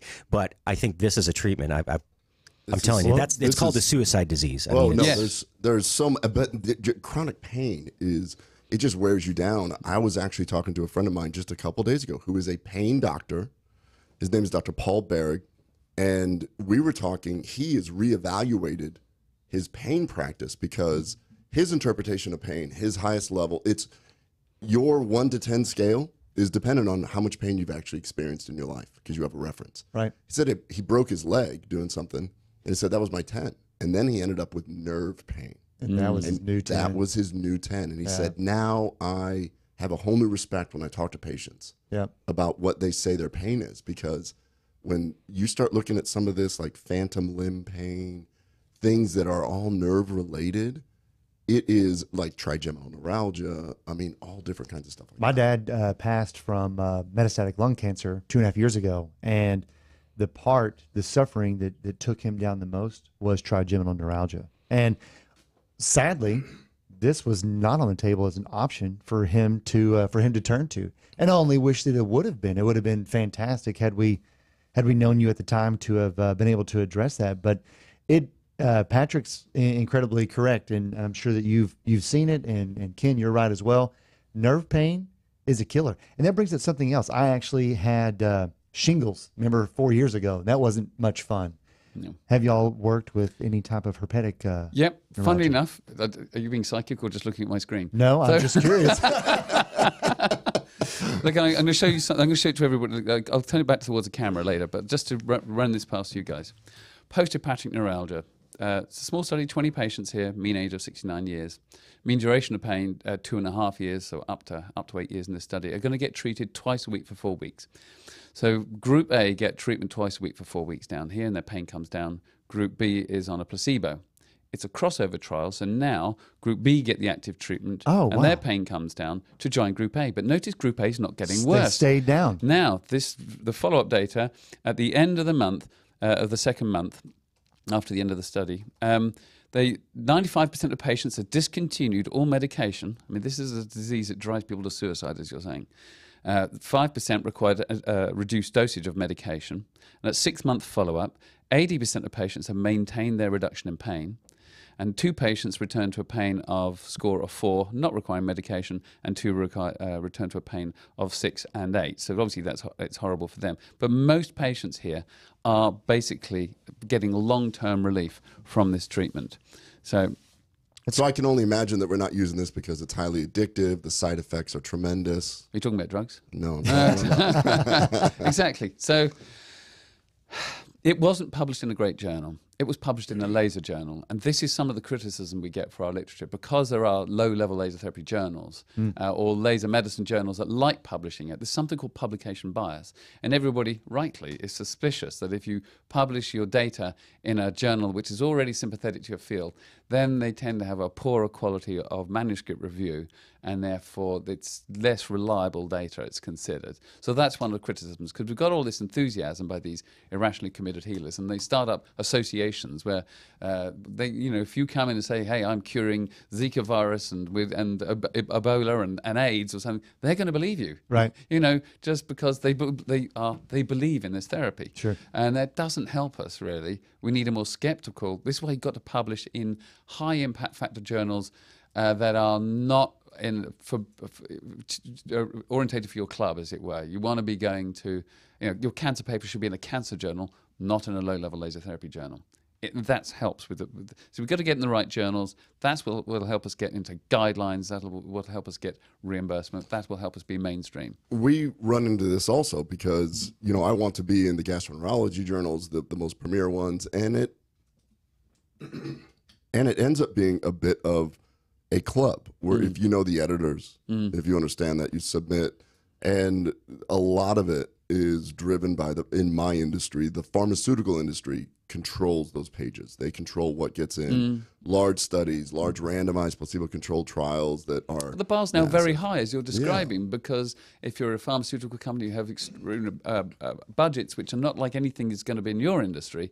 There's not, presumably, there's not enough money in your industry possibly to fund these things. Is there $1 billion? Maybe there is. I don't know. CBD. Are there $1 billion companies? I don't know. But if there are, there should be funding the trials that get into these journals, and it would just improve availability for everyone.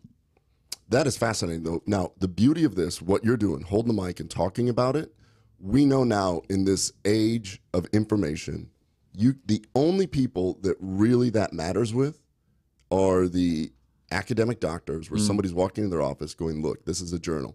And they look at it and go, that's a false journal. But the reality is people will talk. They'll say it's a tier 3 journal. Yeah, tier 3. Yeah.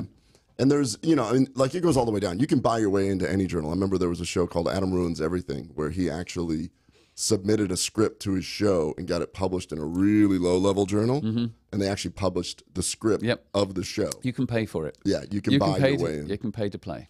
But like we're saying, if you have, post-herpetic neuralgia, if you've got trigeminal neuralgia, then when people talk, they go on forums, they get in these Facebook groups. It has a movement. And you just got to, you've been doing it since 1987, shouting at the rooftops. And that paper, I think, was 1992. So it's been around a while. You were at the dental conference yesterday. Have y'all been able to break into possibly like a dermatology group or dermatology conference to talk about? There are this treatment is alive and well in dermatology, and I don't go.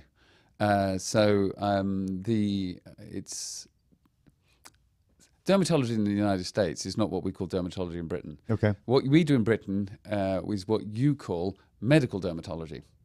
In other words, we're dealing with diseases of the skin, if you like. Okay. As opposed to dermatology over here is mostly, it seems to me, about wrinkles and hair removal and breast enlargement or something like that. But it's cosmetic surgery, and that's not a world I want to be in. There's so much misinformation in that field that, the truth doesn't get a chance out there. And they're very excited by what they do with it, and it's alive and well in dermatology. I don't want to deal with that. I just got messaged by somebody listening to this right now, and they said one of the reasons is that it's cost prohibitive to the client, that it's not.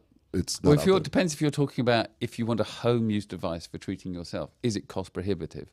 And there are devices that you can probably get for $100, and there's devices like the whole body NovaThor thing, which is $100,000, in fact, $120,000. So if somebody like one of these irrational practitioners, what would it cost for a treatment typically if somebody were to go in? They just want to see if this is something that they could pursue, and where can they find? Yeah, where can they find them? I think most people are doing $100 to $150 per treatment. Okay. What did I say? Did I say 150? I meant to say 50 to 150. 50 to 150, okay. So I think it's typically in that kind of range. All right. And the NovaThor website, which is the whole body treatment system, where we've got about 100 installations now. There's a map that you can go find somewhere. We have thousands who use the laser products at thorlaser.com, and there's a tab which when you look down, I think it's under the About Us tab, and it says Find a Treatment Center.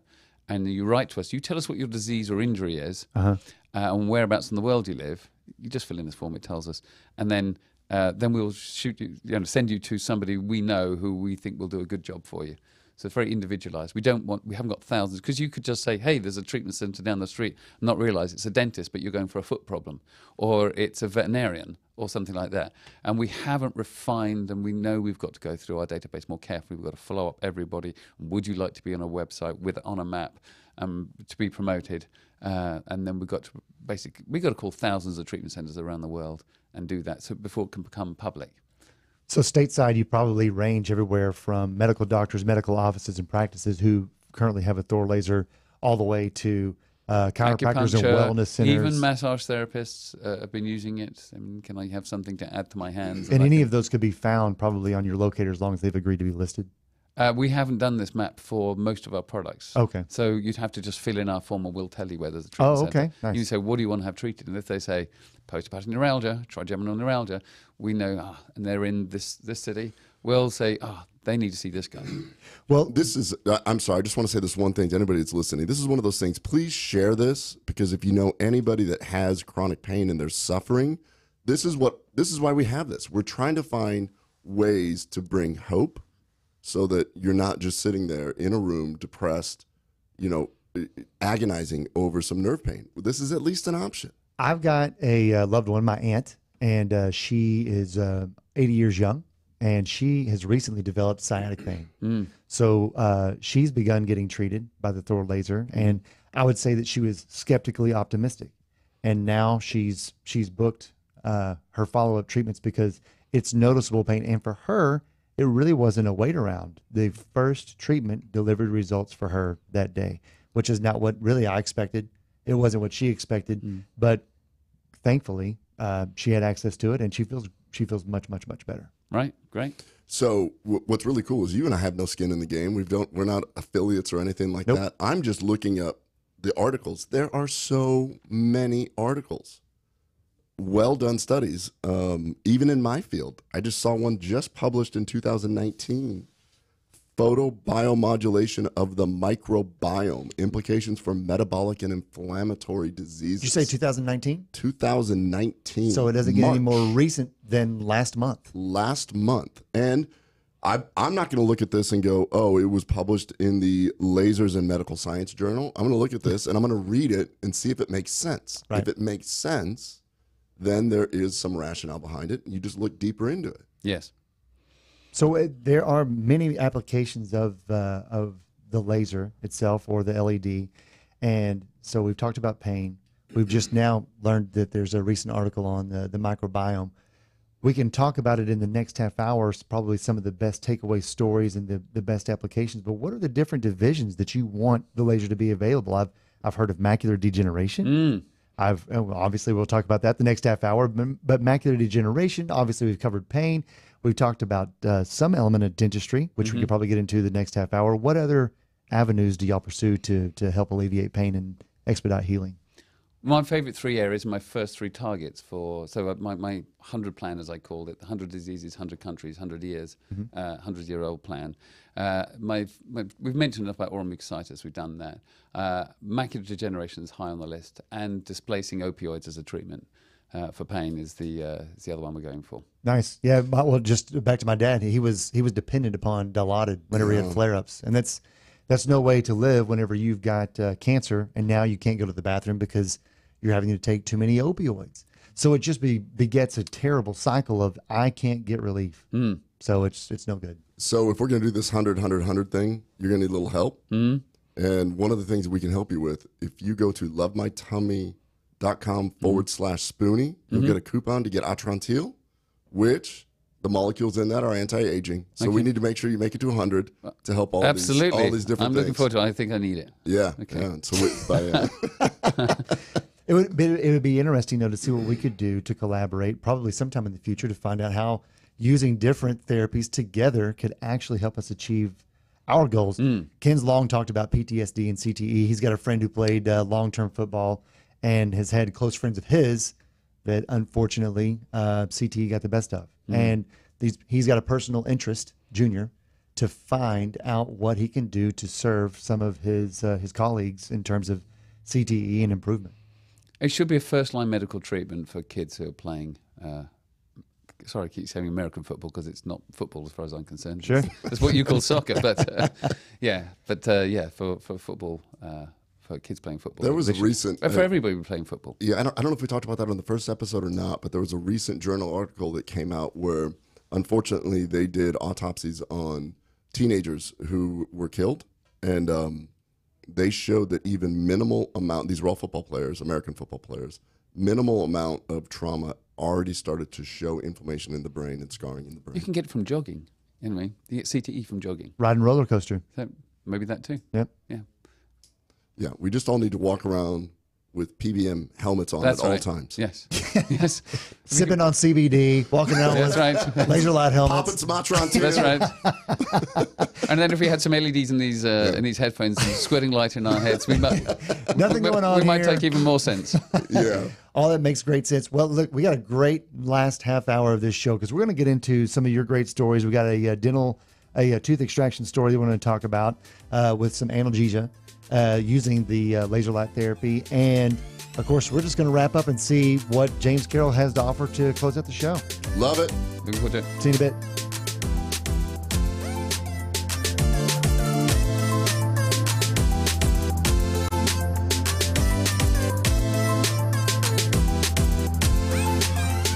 Have you done it?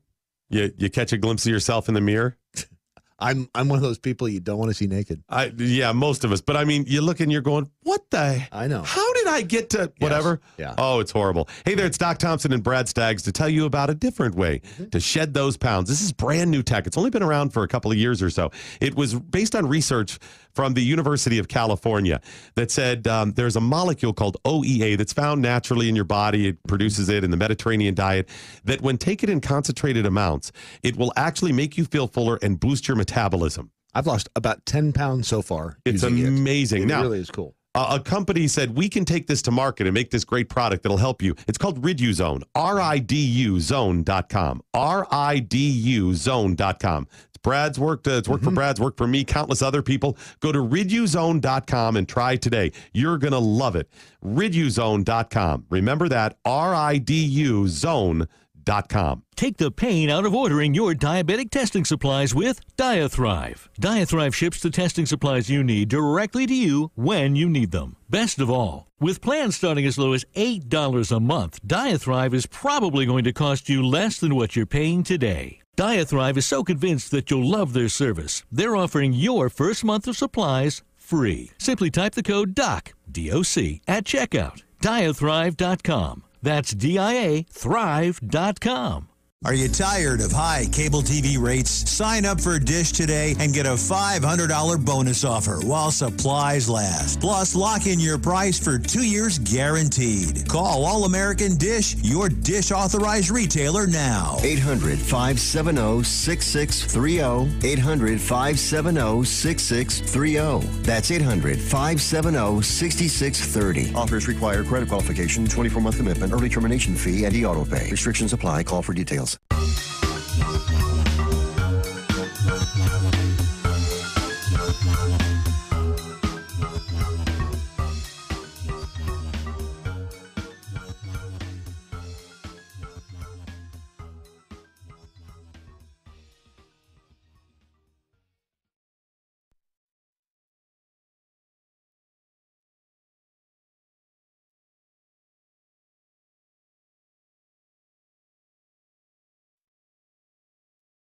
And then that's what happened. It was great. Oh, well, anyway. So the microphones have been a small issue today, but it doesn't matter. Happy accidents. Happy They're accidents. just opportunities, because while we were there, you brought up something super cool. Our friend that we just met last weekend in Utah was talking to us a little bit, and James has some experience with this. It is. Our friend that we met, Kevin, introduced us to an issue that we weren't very familiar with, also called lipedema. And it just so happens that issues of edema and lipedema are things that James here is quite familiar with, and the experiments they've utilized, the THOR.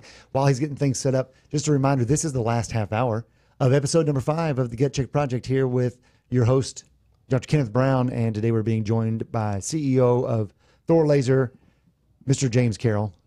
James, what were your your stories that you had to feedback on edema itself. On edema. Yeah, pick mic up helps. So, usual routine. I'm going to show you some pictures. You show reaction on your faces, and then I'll turn it around the camera. All right, sounds good. So this is obviously a foot, and it's got a head and ankle sprain here, second-degree ankle sprain. And these patients put their foot in what's called a foot volumeter, so it's a bath of water, and then out of this pipe, you capture the displaced water, and that tells you, when it's captured in that beaker, which is calibrated, it tells you how much volume there is in that limb. And of course, if it's got edema, it's swollen, therefore, hopefully when it goes down, the next time you do it, it'll show less as a result. So that's how the experiment's done. So these are soccer players. They've got these second-degree ankle sprains, and they're going to get rest, ice, compression, elevation therapies, or RICE, as they call it, RICE plus placebo, or RICE plus an active laser treatment. And the orange bars here show that the greatest reduction in edema over the following 72 hours is in the active laser treatment group. This is significant, as you can see, significantly reducing the amount of edema in the limb of these patients. Here, which I can get around to there. Oops, and I've just turned onto a story. So there's the foot, for those of you watching on the screen, and then now you can see they put them in a foot volumeter here, which measures displacement of water, tells the volume of the limb. And then here you can just about see the graphs. You won't be able to see the numbers, but the orange bar compares the volume reduction in the limb. In other words, the reduction of edema in the patients who had the laser treatment versus those who did not have any laser treatment. At all of the measured intervals, you can definitely tell that the laser treatment outperformed everything else. Absolutely. So that's standard care. Now, the next one, if maybe you can see it through the screen there, in the distance, what you're seeing is this is the shoulder. I'm just going to zoom something up here so you can kind of see it a bit better. Yeah, so you got that one there. So that is the clavicle, fractured clavicle. Okay. And it's been plated, so you see it's had surgery. They put a plate on the fractured clavicle there. Then it's going to get sewn up. And then 3 days later, this patient gets home to his wife, who happens to be a dentist who uses our product. And this is the scar. There's a little bit of light on it. It looks better there. There we go. And there's the scar. And you can see all the puffy edema around this scar here. And then she gives it a laser treatment, and which you're going to see it down below. And hours later, all the edema has gone. Fascinating. So this is good at reducing edema.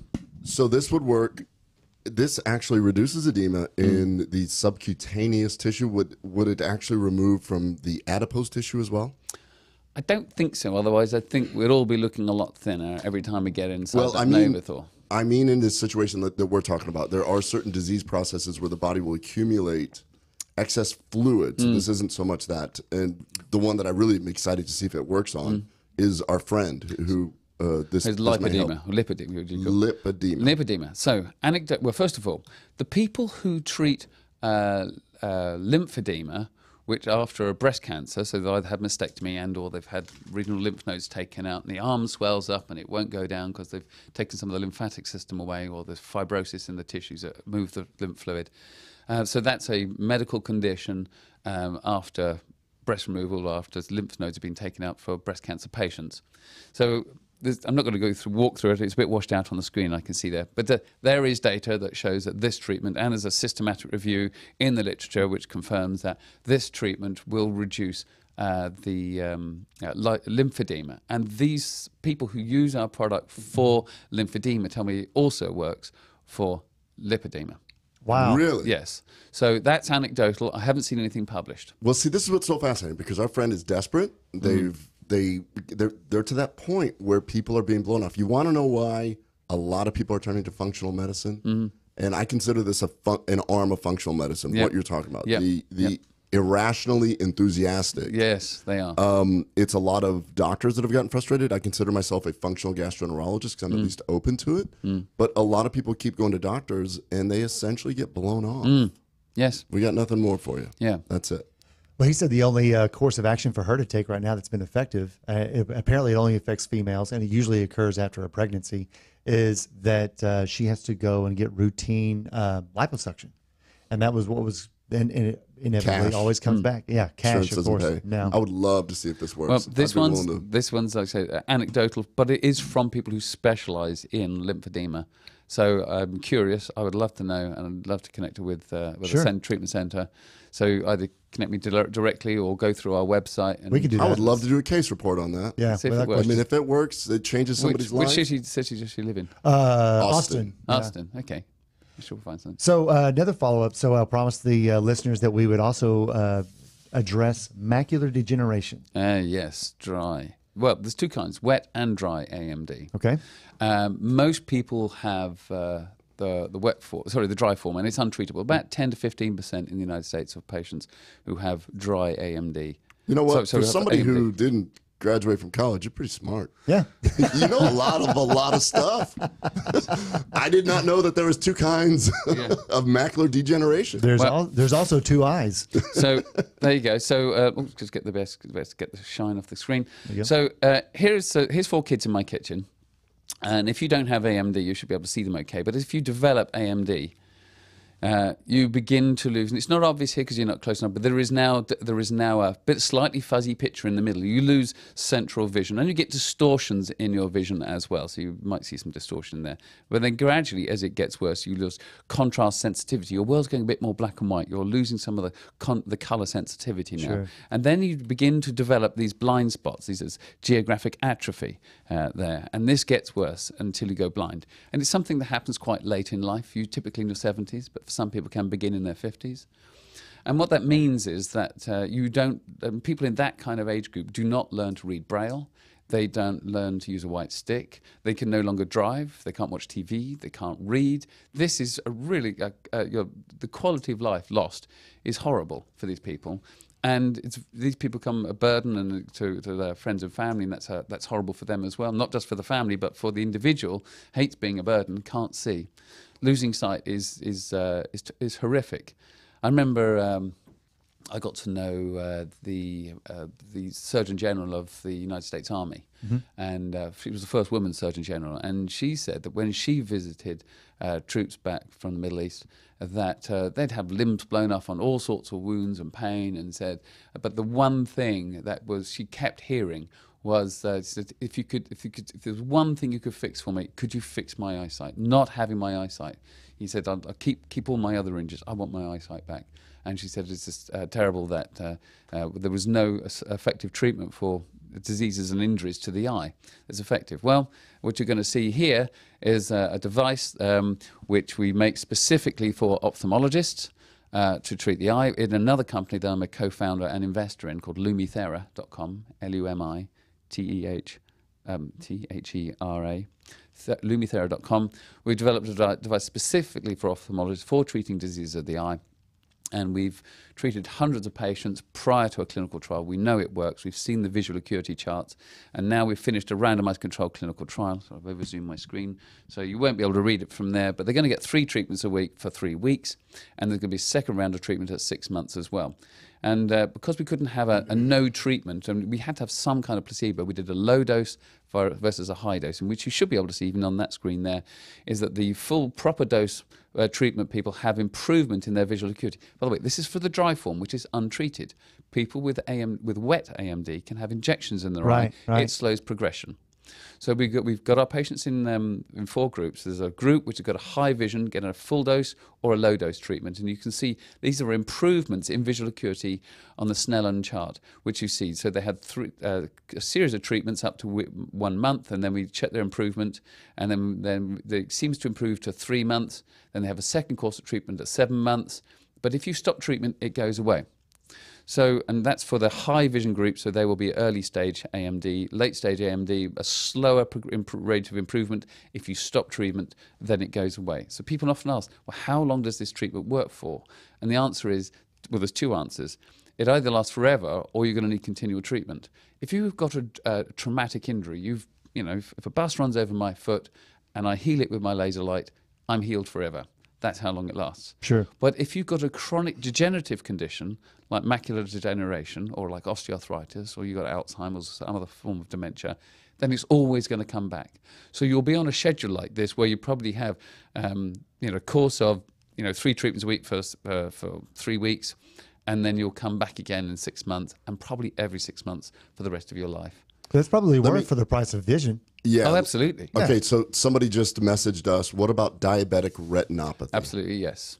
So we haven't done the RCTs for that yet, randomized controlled clinical trials, but we know from people who've used this technology that they have treated this successfully. There is a published paper on it. I can't remember if it's a placebo-controlled trial, but there certainly have been published reports on this. There's an underlying theme here. It seems almost as if there is tissue, especially nervous tissue, to be repaired or regenerated or protected. Well, central nervous system disorders don't heal.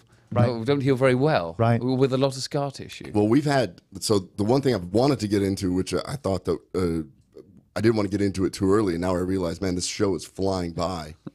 Can we talk on a cellular level what's going on? Yes. So there it seems like there's probably more than one mechanism, but the mechanism we know best and the one we've got the most data on is the effect on mitochondria, and specifically where the light gets absorbed in cytochrome C oxidase. So for those of you I haven't studied biology, or chemistry, so I mean, I left school without this. You haven't studied anything, but you know a lot. Well, I want to tell you what I've learned, because I can still remember what it's like to be a layperson with these things. So, every cell in the body have these mitochondria inside, and the job of mitochondria are to make the essential cellular energy called ATP, and they do this by combining the food that we've eaten with the air that we breathe. So when we breathe in air, oxygen attaches to hemoglobin. Hemoglobin is carried around the body by these red blood cells, erythrocytes, and they deliver oxygen via the bloodstream to every single cell in the body, from the tips of your toe to the top of your head.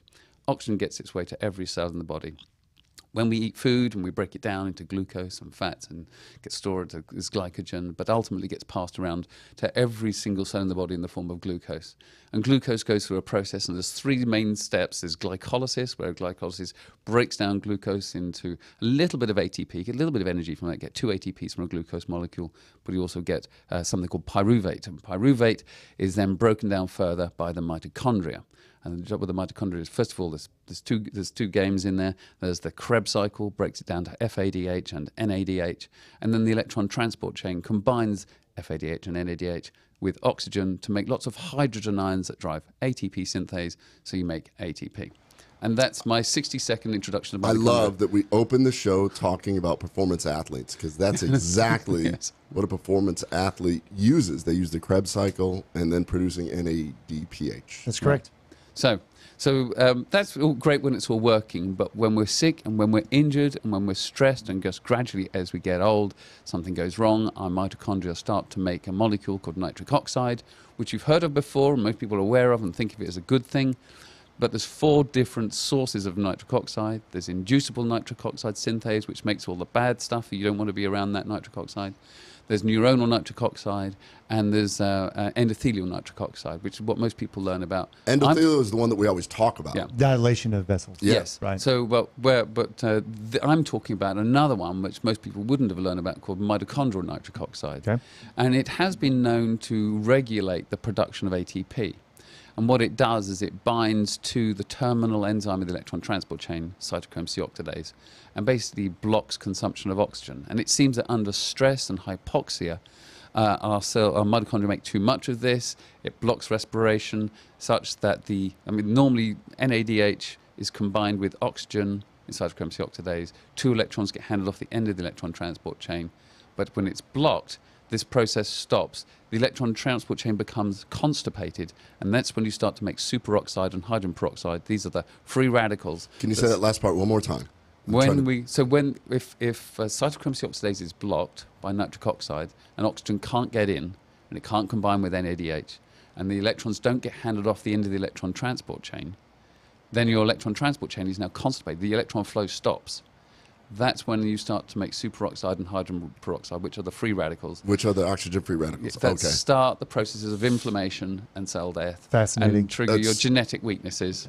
So and they have an effect on, if we get into gene transcription factors like NF-kappa B, translocating to the nucleus, and how that starts inflammation. But anyway, the point here is that one of the mechanisms that we know something about is how whenever we put light, and we do cell studies, and you put light on cells, and you see this flush of nitric oxide come out as it releases it from the cell, and then you get this increase in ATP and ultimately a reduction in oxidative stress, the free radicals that start inflammation and cell death. To summarize, basically what you've said is y'all have been able to demonstrate that utilizing your therapy, you've been able to displace The nitric oxide, which is preventing our normal mitochondria, which are trying to produce energy for our cell. They've not been able to do it, and so this light is allowing that mitochondria now to work for us. Yes, it seems to restore mitochondrial function. So I'd have to say that there's more work to be done on here and exactly understanding these processes, what the role of nitric oxide and ROS and ATP. We know they're all joined up. We see this nitric oxide come out. We see a blip in ROS afterwards, but it comes back down below baseline in stressed inflammatory cells. This is and there's a lot of concepts come out for your audience there, and if they're not wound up, and I know we just lost a lot of people. No, it's well, okay. That's right, because we said it the last half hour. This is the part that I was super excited about, because we talk about this all the time. We talk about the polyphenols being broken down by your own microbiome into postbiotics, which can produce things like urolithin. Urolithin is a molecule that causes mitophagy. Mitophagy is when old and sick mitochondria go, I'm done. I'm just going to die. Right. And what we're talking about here is, no, they don't have to die. You just need to clean them out a little bit. It's like changing the air filter. Let's unblock this and let it start running again. Because that's all mitochondria are. They're just powerhouses of the cell. We do everything we do. They're powerhouses, but they also have a lot of important signaling qualities as well. And they are the things that, they are where your free radicals come from. For dysfunctional mitochondria is a problem. It's a powerhouse, but when things go wrong, they cause all the free radicals. They're a nuisance. But you do need some ROS. We know that one of the other mechanisms, we know that ROS is important for triggering the stem cells that help regenerate our bodies and help us make new immune cells as well. Just the first half hour, we talked about this. That's what hormesis is. When you stress the body, when you sauna, you turn on heat shock proteins. Yes. When you fast, you do stem cell regeneration. This is how the body adapts. Problem is, when you have continual insult, you have to have a break and you have to recover. Yes. And what James is referencing, in case you're wondering, when he says ROS, it's reactive oxygen species. Reactive oxygen species. Yeah, you know what? I listened to Rhonda Patrick. You know, she's hopefully. This is the kind of stuff I love to. This is what she does. She talks about biochemistry all the time. In case my academic friends are sort of tuned in at some point to this thing, like James hasn't said this, this, and this kind of thing. There are some wavelengths which affect cell membrane permeability and ability to exchange calcium ions, and there are some mechanisms we don't yet understand. People want to talk about other light-accepting molecules like opsins, which more like to absorb blue wavelengths of light. And so I just want to acknowledge that there are other mechanisms involved, and this whole stem cell triggering is not fully understood yet. There may be another mechanism in there for that. So you just explained in great detail, in a fantastic, quick way that could end up being a whole course on itself, what's going on. Yeah, what's going on at cellular level. Now let's get back to the original thing that we started to talk about, which is depth, penetration, and disease. I'm going to say a disease state. So, for instance, one of the things somebody just messaged me on was, if you have arthritis, let's say in a joint like a wrist, how many treatments, how deep, like get into the science of that particular thing. So I'm a massage therapist and my wrist is messed up and it's affecting my career. I'm a gastroenterologist and I've got tenosynovitis in that one joint. And that is the most common disability that people in my field will have. Well, first of all, the most exciting thing I've seen in this field, it's been demonstrated in animals in the last one clinical trial. So there's 15 at least randomized controlled clinical trials in osteoarthritis. One of them has shown by doing blood tests and by doing MRIs, they're increasing the joint space, and the blood tests revealed that these patients are making more cartilage, which is remarkable. So we're getting an anti-inflammatory effect and a regenerative effect of making cartilage here, as shown in one particular study. That's I find interesting, but also inflammation in some tendinopathies as well is going down. So I think that's the other point you're talking to.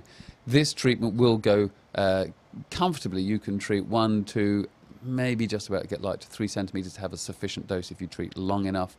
Yes, for anybody who's listening, you can get a few photons to 4 and 5 centimeters, but it does seem to work really. How does it work so well on the brain or any other deep target? It's because probably to do with this blood flow, and this is another mechanism. So we are releasing nitric oxide from other molecules, improving blood flow, and I think this explains a lot of the benefits which are outside of the penetration range of the light. There are these indirect effects. It makes sense, though. If you're going to increase blood flow, and you're going to allow cells to produce their own energy, you're going to increase healing.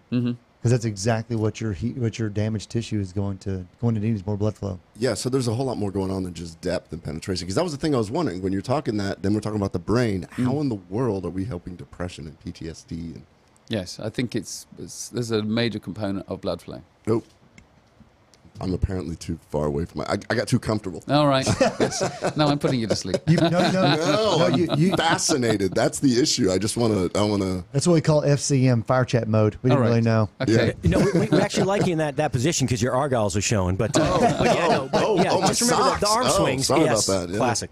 All right, well, a couple of other avenues that I found personally interesting were, of course, Ken being a gastroenterologist, y'all have some recent data on the microbiome. Just a touch on that. And the thing that I found, for me, being an anesthesia provider, you've made reference to analgesic properties that y'all have utilized with that, and you even did your own tooth extraction. Yeah, well, I didn't pull the tooth out, but I did do my own. I did my own anesthesia, if you like, with laser light. And I'm hoping I actually pulled this to an easy to find position on my screen. I thought I'd got that one ready, but I left it on the other screen. That's okay. I can get there. And I could go back down to that. We have people sending us in the articles. Thank you very much. Oh wow, look at that. Yeah, I'm being emailed the actual articles that we're bringing up. So that's awesome. So here we go. Let's see if I can get this thing lined up to the best position. This is my right.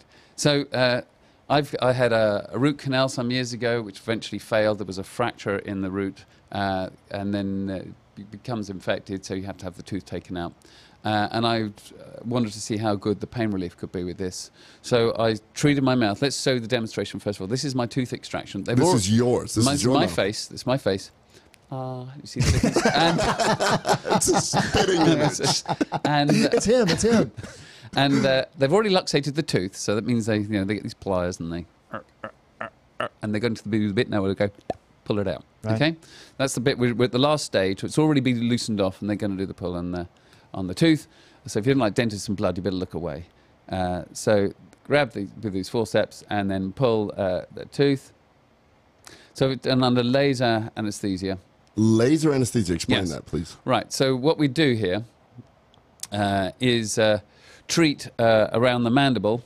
So here is the outside of the mandible, and these you probably can't see it on the TV, but the screen, it's got some exit. I've drawn a black line to represent the buccal nerve that runs down the outside of your gums, inside your gums, but outside of the mandible. I treated 3 points along there for 3 minutes each, which is quite a long time in our field. So that's now, I've spent 9 minutes on that side and 9 minutes on the inside. And you did it yourself? Yes. And so, I practiced on myself. When I went there, I had the dentist actually do it for me.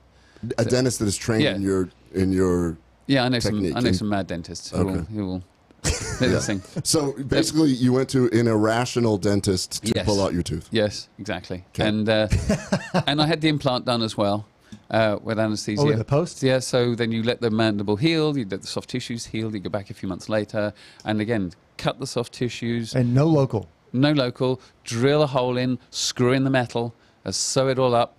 Without feeling anything. And for those who are reading, you can see that actually it lasted. This is insane. Are you serious? Yeah, I'm serious. And it's fantastic. This is nuts. It is nuts. But it's awesome. Yeah, it takes longer than a regular anesthetic, though, because you're spending 20 minutes treating with a laser. Yeah, now, maybe it'll work in less time. Maybe there's a quicker way, but I wasn't taking any chances. Yeah, this is not to revolutionize the dentistry industry. This is just shows on yourself. You're willing to put your money where your mouth is, literally. Literally. Yes. And you did that. That's incredible. It is. And I got a quick question about that. So if I remember the conversation correctly, whenever you were describing this, you were able to maintain motor movement, correct? Yes. And so by doing it didn't spoil motor function. That interests me in the aspect of, so would you say that the laser is more susceptible to work on afferent nerves than efferent nerves, maybe because of myelination? Maybe you affect those, basically afferent nerves, if you're listening, are those that carry pain sensory and whatnot back to the spinal cord, and the efferent nerves is how your central nervous system tells your muscles to move. So the same thing happens whenever we do a neuromuscular blockade or I do a local. I'll be able to stop the innervation of the sensory, and then, but I know if I lose movement that I've covered everything. Yeah. So is it kind of the same? Yeah, so usually we don't see any effect on motor function, but I know people who treat small animals, and because they're smaller, And if we use the same dose as we do on a human, that maybe a cat can't really has problem moving its legs sometime after only for a matter of seconds, not minutes, after an analgesic treatment to the spine. So we can overdo it on cats and small dogs. That makes sense. This makes total sense. I would love to borrow one. I've had Eric drive me to the piercing shop several times where I was going to get a belly button ring, but I chicken out each time. Now now we have a laser. You have no more excuses. I have a laser. I have no more excuses. I need to get so that far, belly button ring. we've only proved anesthesia in the mouth. I don't know if it good peripheral. point. Probably shouldn't do it. He's out again. He has an excuse. I have another excuse. Well, we only, believe it or not, we're about to wrap up 2 hours. We only have just under 2 minutes left to go. Every single thing that we've referenced on here, we're going to have quick links. I believe this next week for all of our listeners, we'll have the new podcast format up. All the show notes will have the links back to everything that James has talked about. Your next swim through, where you come through Dallas and hang out with us again. Absolutely. Yeah, it's been fun. It's incredible information. But I mean, if you were to find somebody local that does Thor laser, again, just to make them aware, they could go to thorlaser.com. Thorlaser.com for the laser medical side of things, and then the whole body treatment system is what athletes are using, and that's worth seeing as well at novothor.com. Man, so my mission, heal the gut, protect the brain, get people to sleep, and we're going to be a healthier society. Protect the brain is so important. What's the point of doing everything that you're doing if you're depressed or if you're in pain or if you get dementia or Alzheimer's? I think all of it leads to inflammation. And what you're talking about is a decrease in cellular inflammation. This is fascinating. It is fascinating. Do y'all have, you don't have to go into depth on it, but do y'all have high endurance athletes that you currently treat that you keep up with to see how they've been able to recover from sports injuries? I'm not following on a day-to-day basis, but the Nike team are all mandated. The middle and long distance runs at Nike are all mandated to use our light bed at least 3 times a week. Man, that is fascinating stuff. Check us out at gutcheckproject.com. You can also find at gutcheckproject.com, be directed to the store and find your own KBMD CBD, as well as your own personal Atrantil at lovemytummy.com/Spoonie. Don't forget to check the show notes of this particular podcast. Next week, we'll have everything from Mr. James Carroll all the way from the UK to come and talk to us about the Thor laser. We can't bring these people in from the UK if you're not using the Spoonie code. So get on there, lovemytummy.com/Spoonie. That's right. Thank you so much for joining us today, James. That was awesome. It's been fun. Yeah, really appreciate it. Love it. Y'all take Thank you care. so much See for y'all coming. next week.